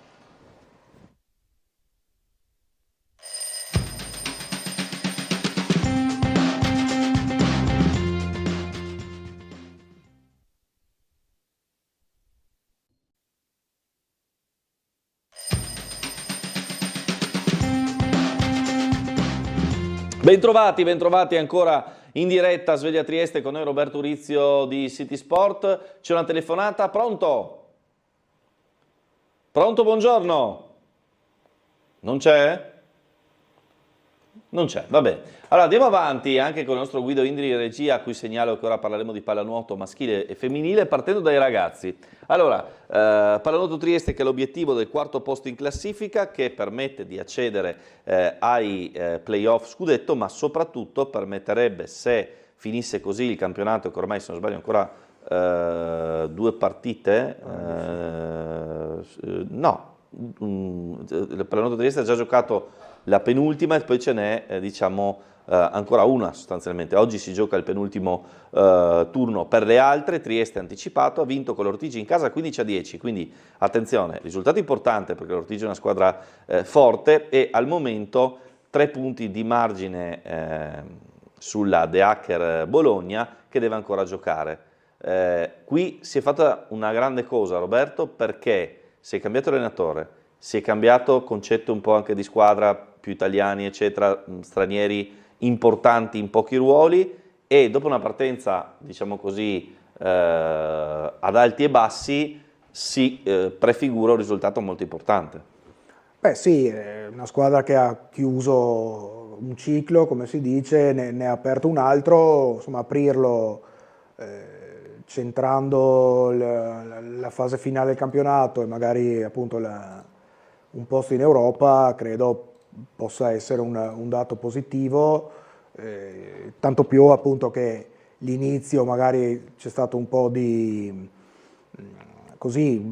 necessità probabilmente di assestamento, di di sistemare un po' i tasselli di una squadra appunto rinnovata nella guida tecnica in primis, prima ancora che con nuovi giocatori, e quindi insomma aver avuto una stagione in crescendo credo sia così l'indicazione probabilmente che la società chiedeva, quindi è un buon viatico per il futuro di una società che ormai è una realtà consolidata del massimo campionato di pallanuoto italiano, e che può pensare insomma di andare anche in Europa con così voglia di alzare anche qualche trofeo, perché poi insomma l'obiettivo finale ovviamente non quest'anno, ma magari già dalla prossima, è quello di arrivare prima o poi a qualche trofeo che insomma darebbe così non voglio dire la chiusura del cerchio, perché poi il cerchio continua per fortuna con la proprietà Summer, però insomma a questa proprietà darebbe così la soddisfazione di concretizzare quanto fatto partendo dai bassi fondi della pallanuoto italiana fino ad arrivare a semifinali, a sfiorare una finale un paio d'anni fa, quindi insomma sarebbe veramente un bel modo, però insomma non precorriamo i tempi, pensiamo a chiudere al meglio questa stagione, poi si lavorerà sul futuro, sul consolidare quanto di buono si sta vedendo. Ecco, sul fronte femminile invece oggi è la grande giornata della finale ad Amsterdam, 20:30, finale di ritorno di Eurocup. Coach Zizza dice: batteremo il De Zam e alzeremo la coppa. Le ragazze partono da un -1, però insomma è lecito sognare, anche perché, Roberto, ricordiamo, è il secondo anno consecutivo che arrivano in finale europea. Beh sì, qua anche c'è un bel lavoro, anche qui da tanti anni. Io ricordo sempre che mi era capitato di andare una volta a una presentazione della Pallanuoto Trieste ancora qualche anno fa, e c'era parecchie delle ragazze che ancora giocano che non erano presenti perché erano a scuola, no? Quindi c'era questo gruppo di ragazzine veramente giovanissime che oggi insomma sono un po' più grandi, qualcuna anche in nazionale, insomma adesso è un gruppo davvero consolidato che ha fatto un grande percorso, che si sta anche qui consolidando ad altissimi livelli della pallanuoto femminile italiana e anche internazionale. E insomma oggi c'è un appuntamento veramente importante. Purtroppo la partita di andata non è stata fortunata, però credo che l'equilibrio sia tale per cui anche non è impensabile andare a restituire quanto accaduto a Trieste fuori, quindi speriamo, insomma, poi sai, vincere una Coppa Europea non è che sia una cosa di tutti i giorni da queste parti, no? Per cui ci auguriamo veramente che possa arrivare, perché anche lì sarebbe il coronamento, che anche qui non è la chiusura, perché poi la società e anche la squadra è sufficientemente futuribile per pensare anche al domani, però già oggi ci potrebbe essere qualcosa di bello e speriamo possa arrivare. Certo, anche perché sarebbe insomma un grande successo e anche un attestato per tutto il percorso, come dicevi, fatto dalla società in questi anni. Ovviamente ne parleremo diffusamente lunedì sera al caffè dello sport, sulla dita incrociate per le Orchette in Olanda, con tra l'altro nella prossima stagione, se non sbaglio, 4 se non addirittura 5 squadre in A1, perché c'è anche la ginnastica se non sbaglio, oltre ovviamente alla pallamano che ritorna in A1, pallanuoto maschile e femminile, pallacanestro. Quindi, come dire, è una città che torna a portare tantissime informazioni nel massimo campionato, categoria nazionale di competenza, e insomma è tanta roba anche dal punto di vista del dispendio economico, non solo degli atleti, dei triestini, dei settori giovanili, ma proprio insomma comincia a essere qualcosa di molto importante di nuovo, no Roberto? Sì, insomma, parliamo di una città che insomma, ha una sua forte tradizione. Hai citato la pallamano, che forse la punta di diamante da questo punto di vista faceva obiettivamente male al cuore vederla in una categoria inferiore. Nel basket anche c'è grande passato, ma per fortuna anche un presente importante. La pallanuoto non è più una novità, insomma, mi pare l'unica, no, società italiana che ha le squadre maschile e femminile in Serie A, e non è cosa da poco, è una Serie A comunque da protagonisti, perché, insomma, avere due squadre che sono lì nei primi 4-5 posti è un bel andare, insomma, chi più ne ha più ne metta, insomma, questo è un momento positivo dello sport triestino. Poi ovviamente abbiamo qualche realtà un po' più in difficoltà, senza fare nomi, ma insomma speriamo che così queste realtà che sono più per certi versi più piccole, no? La pallamano, la pallanuoto, anche se insomma soprattutto la pallanuoto è piccola fino a un certo punto, perché a livello internazionale poi l'Italia è qualcosa di importante, e tra l'altro anche nella pallamano si è mosso qualcosa anche a livello di nazionale, che per tanti anni l'Italia sostanzialmente non è esistita, invece ha fatto tutto sommato una bella figura anche a livello mondiale quest'anno, quindi fa piacere ritrovare anche la pallamano ad alti livelli in Serie A, con un'Italia che sta cominciando ad affacciarsi a certi livelli.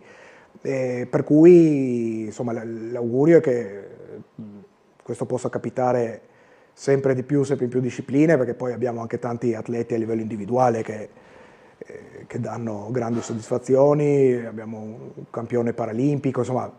Parenzano, esatto, quindi lo sport triestino non se la passa male complessivamente. Speriamo, insomma, che appunto anche chi fa più fatica possa così trarre giovamento e insegnamento magari da chi ha avviato e sta completando un certo tipo di percorso così virtuoso. Ecco, mi è piaciuto per esempio nel fronte della pallamano anche quei piccoli passi fatti sul fronte della sostenibilità economica, non sono piccole cose, però l'idea della sagra, l'idea del bar che è stato aperto e mantiene aperto, diciamo così, il proprio servizio durante la settimana, cioè quelle piccole economie che però poi per realtà del genere possono essere determinanti, insieme ovviamente alla presenza di un presidente come Lanza, che ha già fatto capire che insomma ha ambizioni, no? Però mi piace vedere che dietro l'aspetto sportivo ci sia, come dire, un lavoro anche per come dire, trovare nuovi modi di incamerare i fondi per mantenere società che chiaramente spendono meno, ma che comunque hanno un certo esborso per chiudere un campionato. Sì, dicevi giustamente tu, insomma, la pallamano non ha, come dire, budget enormi, no, da spendere. Ovviamente in Serie A ci sarà qualcosa in più, e quindi anche la piccola iniziativa, diciamo se vogliamo da società dilettantistica, ma detto nell'accezione positiva del termine, hanno un'incidenza poi nei conti di una società, ed è giusto portarle avanti, insomma. Quindi poi insomma sappiamo cos'è la pallamano per questa città, cosa ha portato, quanti trofei, quindi io onestamente non lo so se ci sarà la possibilità di tornare subito a lottare per lo scudetto, insomma, per traguardi così ambiziosi, però è importante che Trieste intanto si riconsolidi lì dove deve stare, cioè nel massimo campionato, e poi lavorare in quell'ottica lì, perché insomma una società che ha la più scudettata d'Italia, che ormai manca ai vertici da qualche anno di troppo, ha patito le pene dell'inferno per un bel po' di anni, e adesso insomma bisogna cercare laddove possibile tu hai parlato giustamente di sostenibilità, quindi insomma senza esagerare, perché poi sai, a fare il buco ci si mette veramente poco, però cercare il più possibile di consolidare e costruire qualcosa che possa portare sperabilmente a tornare a lottare per i vertici. Certo, certo. Allora, tutte notizie che poi approfondiremo lunedì al Caffè dello Sport. Vi ricordo ovviamente il sito di City Sport, che quanti anni festeggia quest'anno di apertura? No, il sito è venuto fuori praticamente nell'era Covid. Il giornale in realtà nasce nel 2000, insomma, nel 2001. Insomma, ormai siamo in giubileo. Prossimo anno 25 anni. Siamo al giubileo. Tanta roba, c'è sempre l'edizione, diciamo, del giornale in forma PDF. Quello del lunedì, sì, quello è quello vecchio da 25 anni ormai praticamente. Quindi... Ecco, tra l'altro l'ultima copertina proprio Jamiun Christian, esatto. Che come dire... Aveva già il biglietto in tasca. Aveva già il biglietto per il viaggio degli Stati Uniti in tasca, no, vabbè, insomma, solidiamo, insomma, sì. Speriamo che sia un weekend che porti risultati importanti sia per la Pallacanestro Trieste che soprattutto per la Triestina, che si metta, diciamo, in una situazione un po' più facile vista insomma, la necessità di salvare la categoria. E lo ricordiamo poi 16 aprile scadenza di ulteriori pagamenti per evitare altri disastri, no? Guarda, io su quello non voglio neanche, cioè, perché se bisogna rimettere in dubbio anche quello, bisogna pagare adesso praticamente, insomma, se bisogna rimettere in dubbio anche quello, è inutile neanche parlare di Renate, Padova, Vicenza eccetera. Meglio, per cui, come l'ha detto Dellicarri dopo la partita con la Feralpi, di quello se ne occupano altre persone. A quanto pare sembra che le cose si possano sistemare da questo punto di vista, perché se no sì, veramente ha poco senso anche parlare di tutto il resto, quindi diciamo di disastri ne sono stati combinati già abbastanza, ne ha parlato anche chi c'era prima di me, mi pare. Esatto. Errori a nastro. Quindi speriamo che il nastro si fermi e si possa, insomma, pensare al campo, che già è dura lì, se poi ci si mettono, già è stato complicato da questi fattori, se poi li complichiamo ulteriormente, tanto vale così dircelo subito e evitiamo anche di preoccuparci. Grazie a Roberto Rizzi. Grazie a voi. Sport. Grazie, allora vi rimando ore 13:20 TG Meridiano, restate su Tele4.